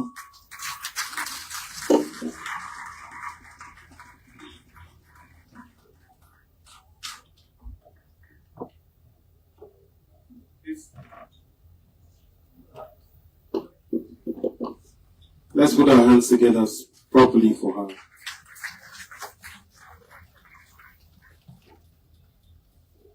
Your Excellencies, distinguished guests, ladies and gentlemen, that indeed was a very, very powerful statement. Deep words, morally advised, challenging every aspect of the African continent, bringing us out with our dignity and helping us to approach men, to approach leaders, both men and women, with respect and maturity. Thank you very much, ma'am. Another round of applause. And you did say that at this stage of your life, you can say anything to anybody. And I agree with you. Thank you. That's my uncle who was 70. I said, what are the signs that will tell me that I'm getting old so I know quickly? And he told me there are 3 signs. I said, okay, sir, can you tell me? He said, the first sign is that you begin to forget a lot of things. So I wrote it down. Memory loss. So I asked him, I said, sir, what are the other 2? And he looked me straight in the eye and said, my son, honestly, I have forgotten. So I'm still waiting now for the other 2 signs. But may I also specially appreciate a few others who have joined the Olu of Wari. I'm told that he travels traditionally with very important chiefs. We have with him Chief Eugene Ikomi, the Olulaye of Wari Kingdom. Let's put your hands together for him. We have also Chief Omolobi Wumi, I hope I got that correct, the Omota Mudei of Wari Kingdom. Please put your hands together for him. And we have also Chief Walter Aburo, the Ose Owote of Wari Kingdom. Please put your hands together for him. And we have with them the Special Advisor to the Delta State Governor on Community Development, Dr. Toyi Agbulaya, JP. Thank you very much. We are honored to have you. Up next, ladies and gentlemen, we are taking the message into a panel discussion. And our panelists are eventually ready. As today, we stand before a bitter contrast of riches and poverty, the majority of young led by tired, and a continent taught by the world that taught the world civilization, yet still waiting and seeking validation from the same world that once waited for it to prove that it was human. Our panel is one that is rich. The first on that list, ladies and gentlemen, is a man with over 30 years experience in economic development, one who had advised on the executive board of the World Bank, was a master of economic policy management and a master of public policy. May I invite on the panel the Minister of Finance in the Republic of Sierra Leone, Sheikh Ahmed Fantamadi Bangora. Please put your hands together for him. Also on this panel, we have a seasoned organizational leader with passion for doing results-oriented and growing issues, first woman and first Botswana woman to serve as an MD of a diamond mining company in Botswana, the Nukara Diamond Corporation, the Master in Strategic Management, and a Fellow of the Association of Chartered Certified Accountants. Let's welcome the Managing Director of Nukara Diamonds Botswana, Madam Nassim B. Larry. Please put your hands together for her. Thank you very much. Also on this list is one who was named among the most impactful Royal Fathers of 2023, the Humanitarian Royal Father of the Year by Pleasure Magazine, was also named the Leadership and Community Development Award of the 14th African Achievers Award, also specially recognized as the 100 most reputable Africans by the poll by RDI, and one of the most reputable Africans for the year 2025. And in 2025, again, he was also given the African Leadership Excellence Award, a champion of African unity and economic empowerment. I put this as a background because we'll be talking about leadership. May I therefore invite His Royal Majesty Ogiame Aturashid III, CFR, the Olu of Wari Kingdom in Delta State. Please put your hands together for him.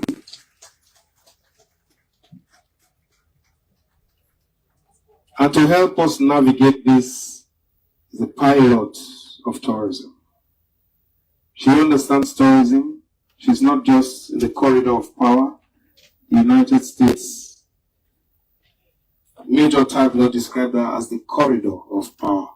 She's not a tourism driver. She's the map, the architect, the policy framework, and the evidence that tourism, and Sierra Leone indeed, can be visited by the world. May I therefore invite the Minister of Tourism, Republic of Sierra Leone, Mrs. Nabila Farida Tunis. Please put your hands together for her.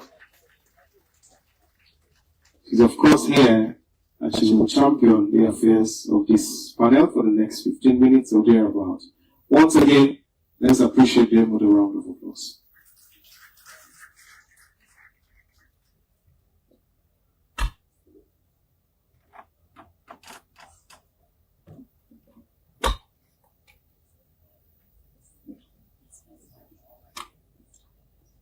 Thank you very much, our MC, Your Excellency, sir, Excellencies, distinguished guests, ladies and gentlemen. As has been stated earlier, we meet at a defining moment for Africa and indeed the world. And we've heard previous speakers mention where we are and the challenges that we do have and the challenges we face and what needs to be done to address those challenges.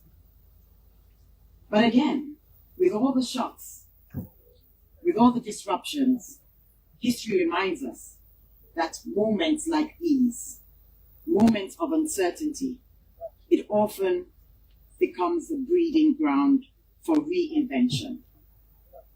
And so for Africa, it's not simply a governance conversation, it's a leadership moment. And the question before us is no longer whether Africa has potential, it's whether we're prepared to lead differently, with courage strong enough to confront difficult realities, accountability deep enough to rebuild public trust, and innovation bold enough to shape our own future. In Sierra Leone, we have witnessed how purposeful leadership can reposition national ambition.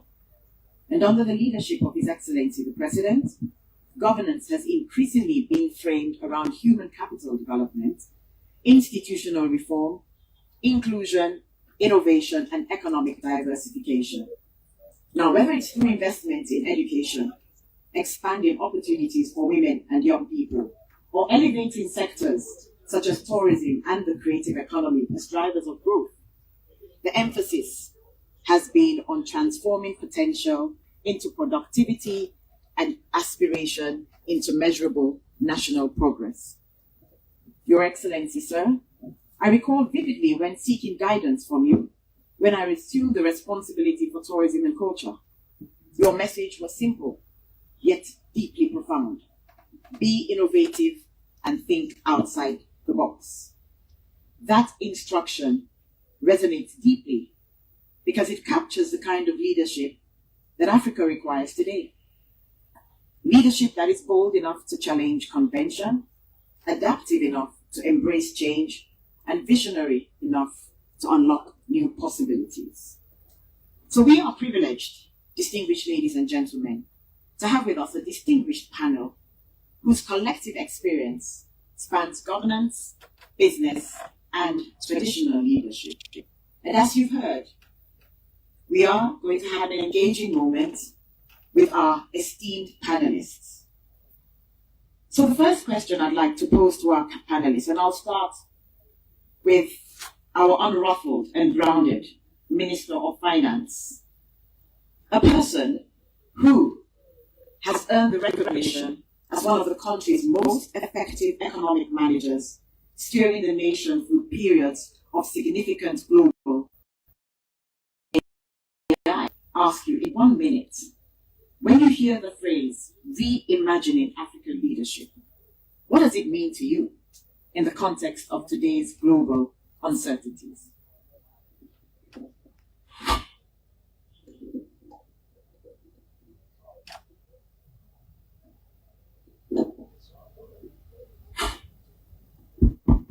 Thank you very much, the moderator, Your Excellency, Your Highness,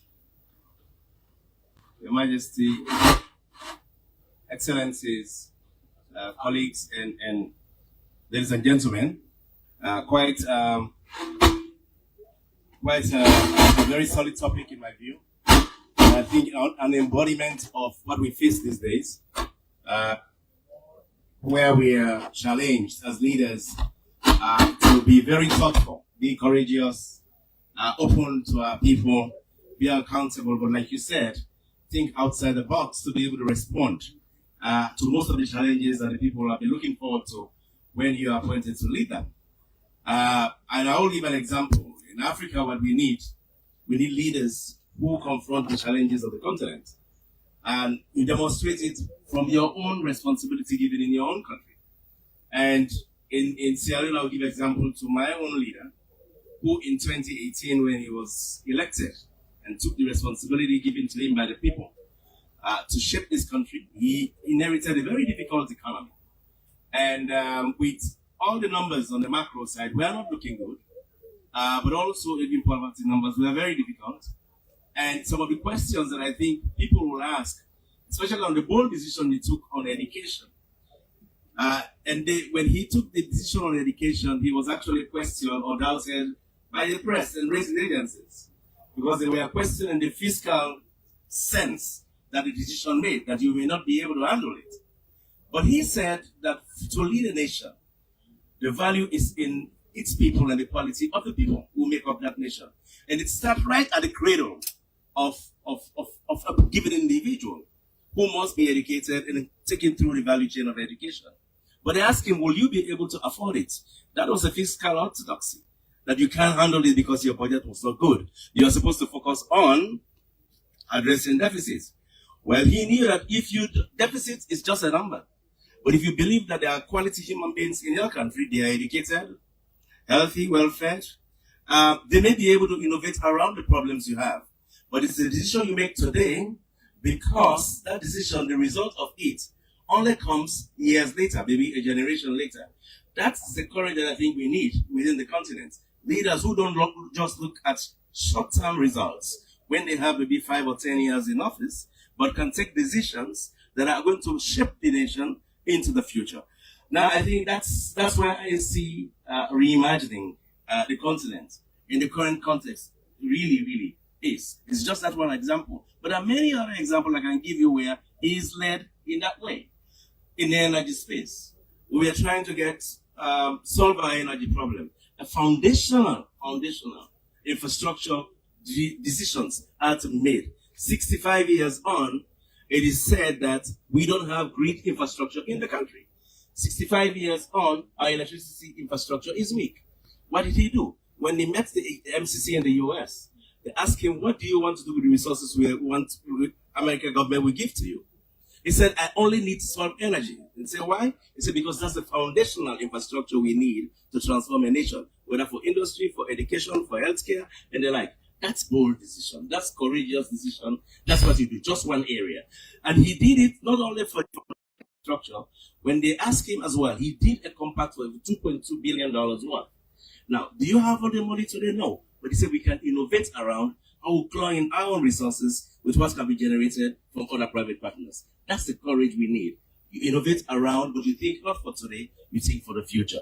So in Africa, that's kind of leadership we need, where we are really not thinking just about ourselves. If we pull all the continent together, leaders thinking in this way, then we have a nation, we have a whole continent to fix under difficult circumstances. That's the boldness that is required at this point in time. So much, Mr. Minister of Finance. I'll ask you to hold that thought because I will come back to you. I do know that there's a lot to speak about our president's bold leadership. But let me come to you, Madam Nasim Lahi. I am aware that you've been managing an institution that is not really known, to have women at that managerial position. And I would really like to ask you, from a business perspective, how important are trust, accountability, and ethical leadership to Africa's competitiveness globally? Thank you for the question, Your Excellency. It's an honor to be here. Madam First Lady, total honor to be here, and happy birthday to both of you. I heard it was both your birthdays yesterday. I'd like to say all protocol observed, but I'd like to recognize the giants I see on my right-hand side. You have paved the way forward for us women in the industry and in Africa. I think from my perspective, there's a lot to say, but I'd like to start off with the jollof wars. Your Majesty, allow me to go there first because the MC talked about cooking and the fire is up. Please turn it down because I don't think rice cooks very well in this heat. I totally agree with you that your jollof is the best. But just hang on. Still coming back to Sierra Leone. Your plantain is the best I've ever tasted in this world. Yeah. So I think from my perspective, and I'll talk personally about me and take it to Africa, is back to a discussion that we had. Well, as the minister spoke, the honorable minister. For us, when we're leading, it's about leading with purpose. And I'm a woman that has grown up in a country with so many great regulations. The first female woman to run the biggest sector in Botswana was Machepe, who ran the mining sector. 50 years or 60 years this year, we still have the same problem. So something has not been done well. So when we run with purpose, and I always say I lead with purpose and silent impact, sustainable impact. It's about what you do. You don't need the accolades. You need to understand that sustainable impact needs to come in forward, right? So I think for me, there's a lot of discussion around courage, to be bold. That's what I've picked up in my leadership space, is that being the woman, until today, I'm the only female in the room. Basic thing like a toilet at the mining sector. When I joined, the toilets were locked. We've now opened them, right? So there's a lot that we need to do. And I talk from, I'll say from a country of privilege, and yet we haven't got it right because the impact was not sustainable. So when we lead, we need to lead with purpose, with impact, sustainable impact. Courage, innovation is great, but if you don't have courage and you're not fearless, that is a problem. You need to have courage and you need to have fearless combined. And then the word that keeps coming up is generous. When you put out your leadership there, it needs to be generous. So I talk about being fearless and no boundaries. All the women here, they've heard the word no. I've heard the word no. And for all the men and women in this room, tell a woman no, and what happens? She conquers the world. So please go on and say no, because she will conquer the world. So I think for me, that is the key things in terms of just running the infrastructures that I work in. And for me, when I joined the industry, Botswana was at its 50 years of diamond mining. The government did really well. But what I did well with my team is that we took the diamonds to the community. We empowered the communities. We didn't leave anyone behind. Because in mining, we did really well. From a downstream perspective, we didn't get it right. Again, impact, sustainable impact is very important. And what I did was stir up the industry. Because now, 50 years down the line, I can't say I'm young. I'm hitting the fifth floor right now, but I'm youthful by mind. What I do think is that I shook up the industry in Botswana. And people are seeing things. If you don't mind, I'd like to talk about women empowerment a bit. I know you've given me 1 minute. And for those who know me, I talk a lot. So please just keep me in check here. From a women empowerment perspective, I'm still the first, which is a lonely space, as Honorable Scotland mentioned. Very, very lonely, but it should never be there. What we have done is we have deliberately brought in women to the helm. It's deliberate. It takes another woman to bring another woman on the helm, and progressive men as well. We never leave anyone behind. What we've done is we've also, Your Excellency, brought up our numbers from literally 1 digit to 2 digit being 30%. Double the industry practice in the world. Imagine how long mining has been going along. We have brought money into the community never saw before. If it wasn't through government, private sector never brought it through to the front. We are not just leading a company, we are leading communities, we are leading the youth, and who advocate for us. So as we go out there, we're teaching the youth how to run companies. And it's at the helm of a woman. And they always say charity begins at home. That's what is happening. We have emotional EQ. We have strong EQ as women. We have charitable minds, and we take along. They always say train a man. And who are you training? Just the man. You train a woman, you're training a community and a nation. In Botswana, we have a saying, I won't say it in Setswana, but it's put a woman at the forefront. She's the pillar of the nation. And that's what I see with many female-run organizations and countries. No disrespect to you, sir. You've done really, really well. And through the 2 days, I've seen that. But I think, for me, if I were just to summarize what you've asked me, transparency is very important. But aside from this transparency, it's how you lead. You have to have courage. You have to be fearless about it. and you have no boundaries, and the impact needs to be sustainable. You don't have to talk about it. The impact will keep. Thank you very much for that perspective. And again, I have to say that if you were in Sierra Leone, it would be a different story, because you've heard how much effort our president has made towards empowering women and young girls. So probably you should start thinking of coming to Sierra Leone and experiencing what it's like to have the right leadership that grants a productive space to every woman. Now, it's my pleasure to turn this conversation to hear a perspective who brings in a unique and deeply influential aspect that bridges tradition and modern leadership. Your Majesty, Ogeami Atuwase III, has emerged as one of Africa's most respected contemporary traditional rulers. You're redefining what cultural leadership means, and you're widely admired for your intellect. And I heard previous speakers mention how passionate you are about young people and how much of a mixer you are. Now, Your Majesty, traditional institutions continue to shape values and identity across Africa. What role should value-based leadership play in redefining Africa's future? Thank you. Your Excellency, the First Lady, can I begin? I know I have 1 minute. I want to officially withdraw myself from the Jollof Wars completely. I think we came to a truce last night where Her Excellency, the First Lady, so graciously established certain historical facts. And I think it's safe to conclude that what the Americans have done with the hamburger, they did not create it. Nigerians did not create jollof rice. We just added our own twists to it. So I'm just going to leave it there and let that be that way it concerns the jollof wars.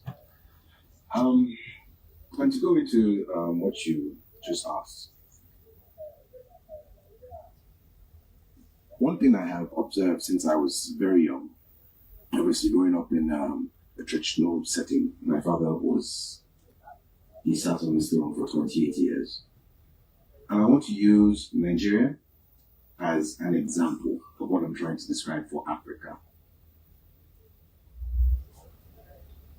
Because the primary way in which we see leadership on this continent is, if you want to say it's at a cellular level, is at the home. And traditionally, the man is the head of the home. And you see what happens when you step out of the home in a society in a community where there is a leader of that community, probably a king, a chief. And what the people see from a very young age, values and traditions that have carried over centuries. We're very visual people, very, very visual.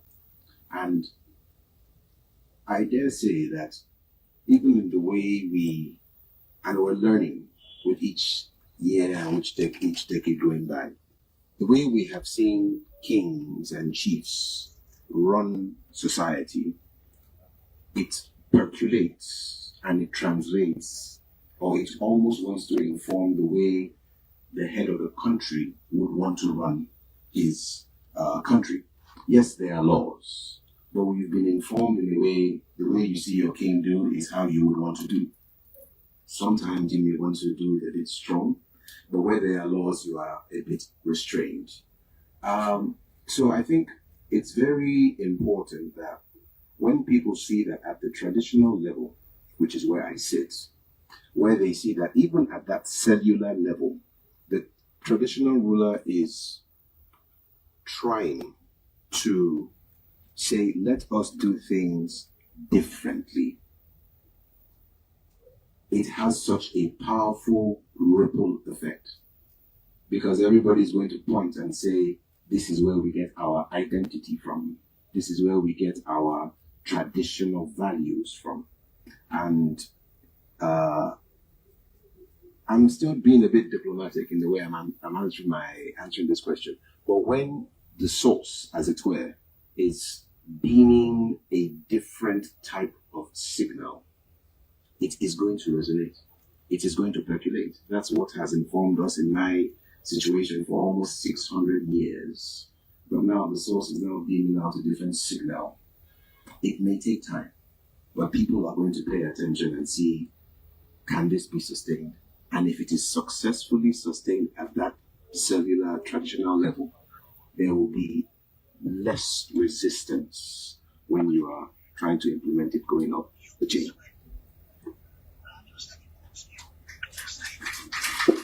Thank you. Thank you very much. Your Majesty, I really don't want us to go into the jollof rice discussion, but again, what we're going to do to resolve this matter, on the 2nd, from the 2nd to the 4th of December, Sierra Leone will be hosting the 3rd African Gastronomy Forum in collaboration with UN Tourism. And what we're proposing is to have the Unity Jollof. So it will be a mixture of flavors. And I feel that would be a really good platform for us to also try to reimagine how we want Africa to be placed competitively. So it could meet the demands of the global realities and also prepare our young people. But you mentioned something earlier on, and I grabbed a couple of points from the previous speakers. I would like to know, what are your views about having certain demographics? Because most times we focus on young people. The age bracket, I think it's from 17 to 35. But what are your views about bringing in much younger people from age 5 upwards? What do you think about it? There is an image that comes to mind when I think about whether or not we're operating at maximum capacity.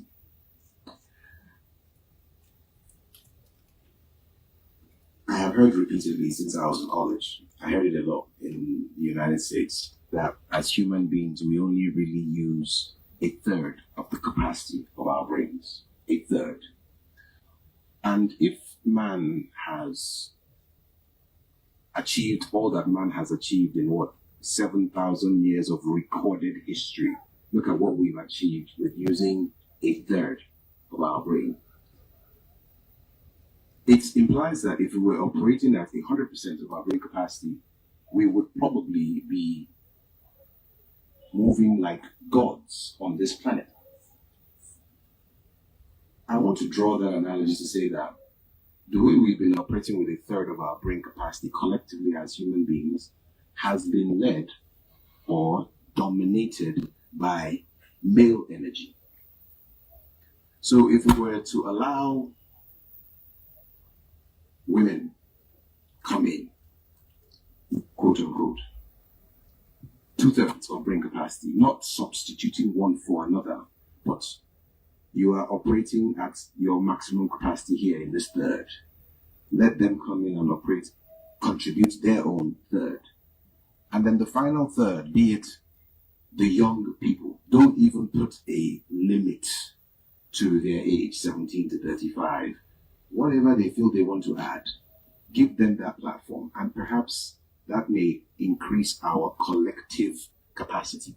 Perhaps. That's just an analogy that comes to mind. And I don't know if that does well to answer your question.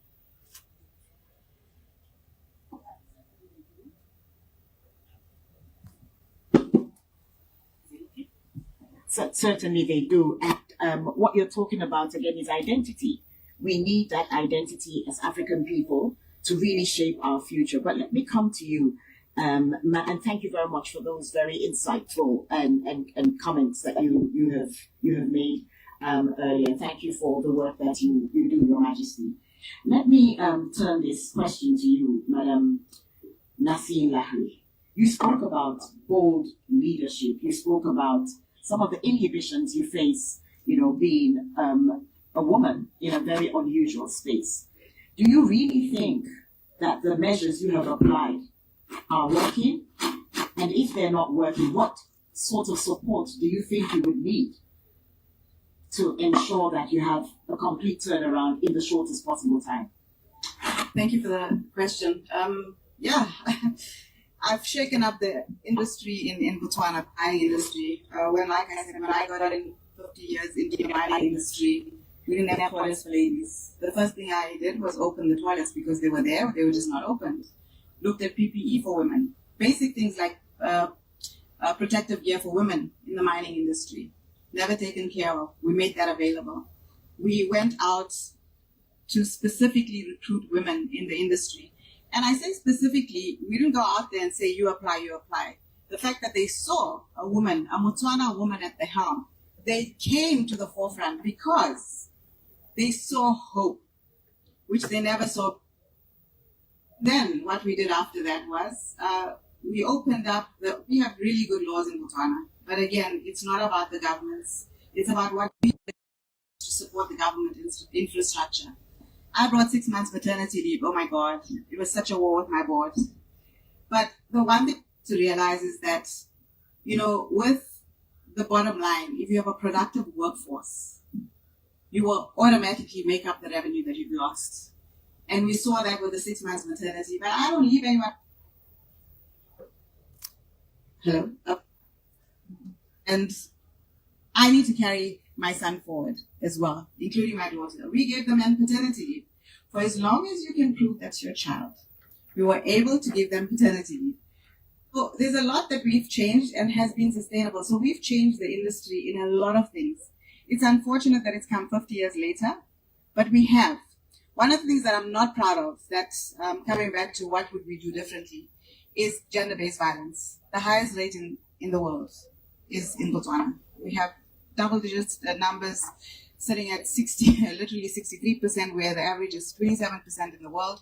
Botswana is extremely high. I set up a gender-based violence fund, similar to what you would call a sovereign fund, but for gender-based violence.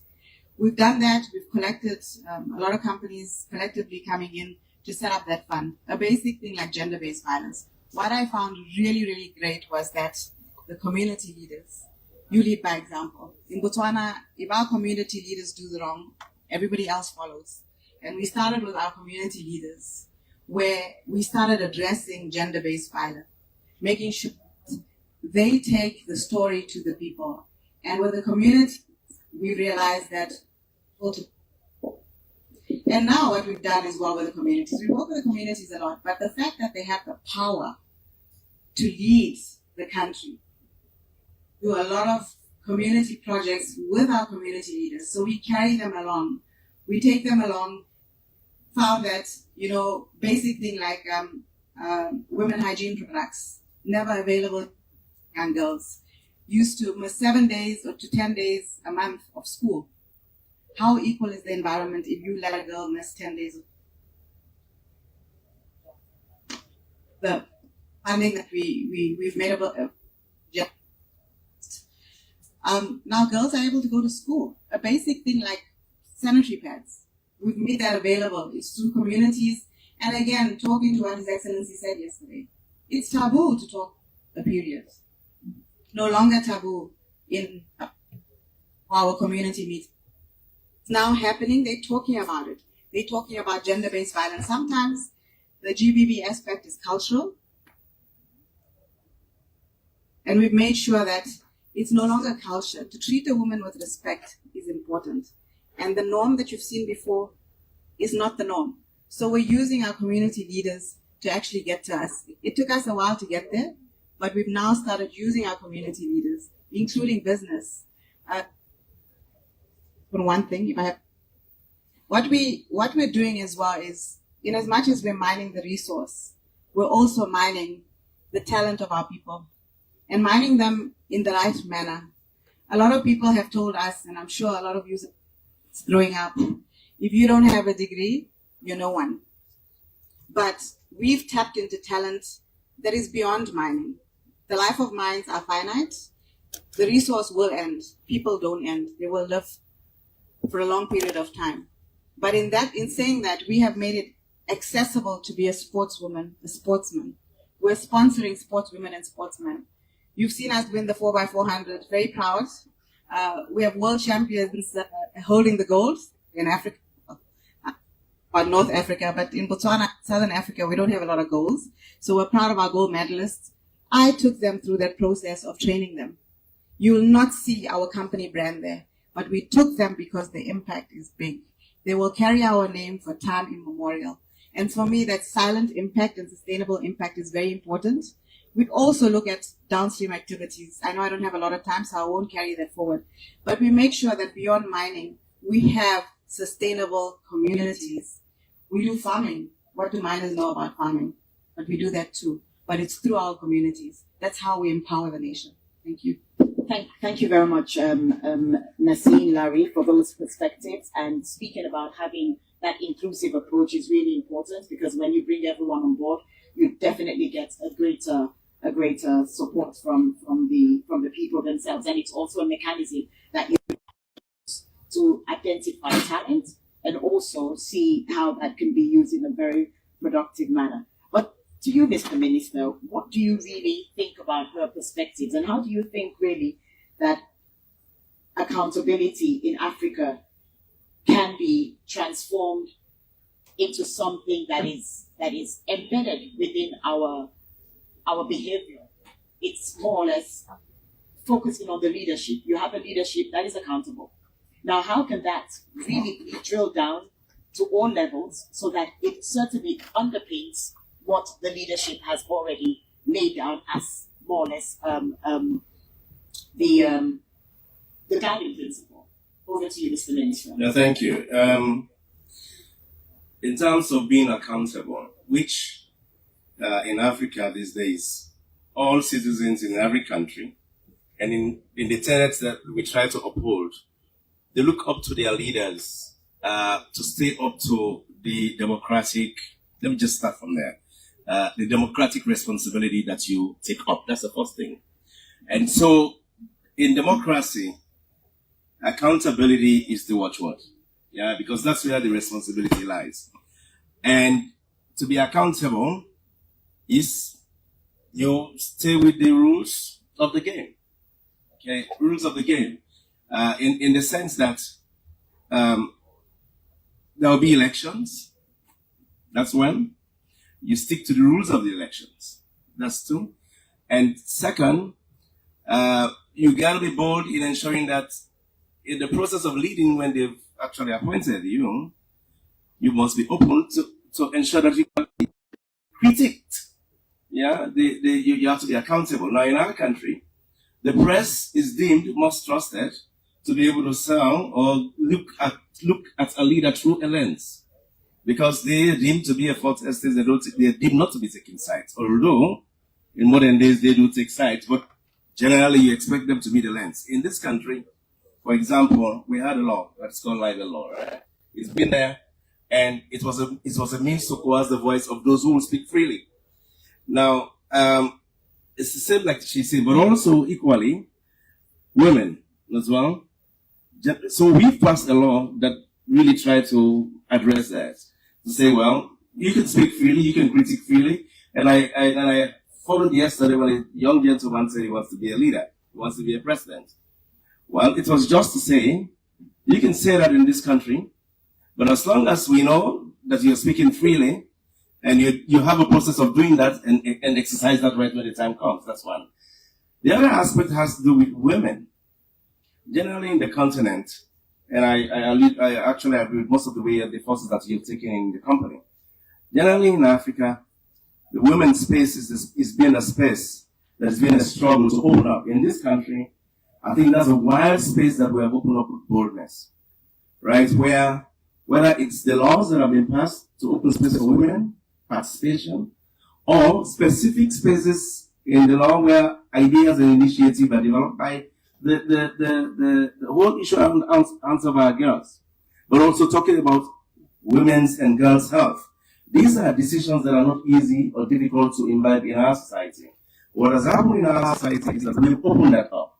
And I think other nations should be able to learn from that and be able to be bold. Even in the West, we know how long it took them to be able to ensure that women even participated in elections or do participate in different aspects of leading their nations.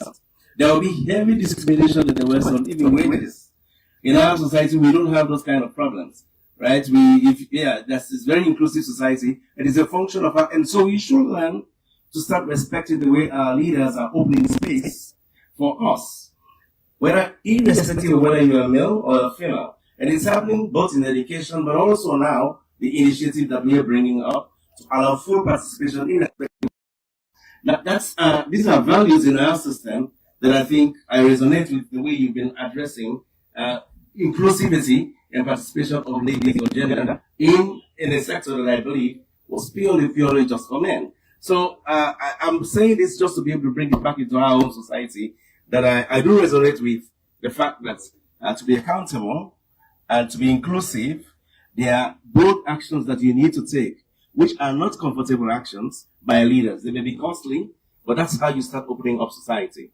Right? So I think in Sierra Leone, that's what we are exhibiting. Exactly. And I believe that's what's emulating in the continent that wants to make progress. Exactly. Thank you so much, Mr. Minister. And to the audience now, we have heard from the conversation different perspectives about leadership, about innovation, about accountability, and what leaders need to do to ensure that Africa takes that trajectory that was to compete. Now, we are aware that the quality of leadership is important. And as we've all heard from different perspectives again, to ensure that we take that bold step, not just based on the leadership we have, but taking the space that the leadership has given us to excel. And therefore, we realize that it requires a lot more than ambition. It demands courage in very difficult circumstances. It also demands wisdom.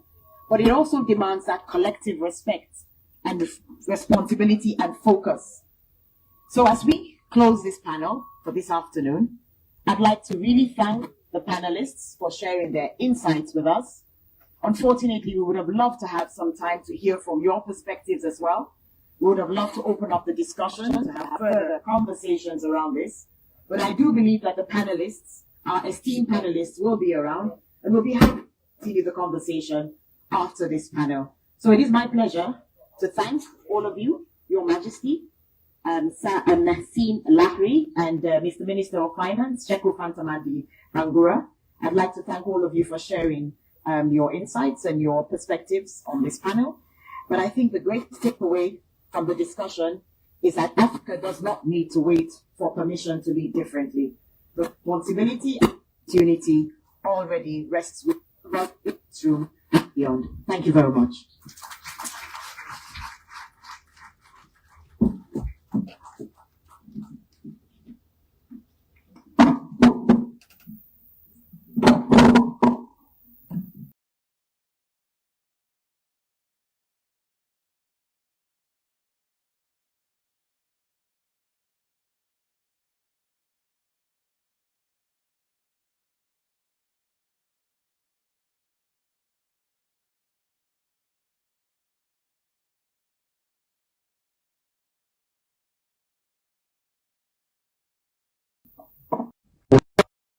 People want to be sure that the audience will be able to relate and accept what they are bringing. So I did a little simple exercise that I learned 2 days ago when I arrived here at the conference. I'll just do this simple exercise. I'll just count 1 to 3 and say go, and expect us to just clap once. Is this something we can do? Thank you very much. Let's try it. 1, 2, 3. Okay, I didn't say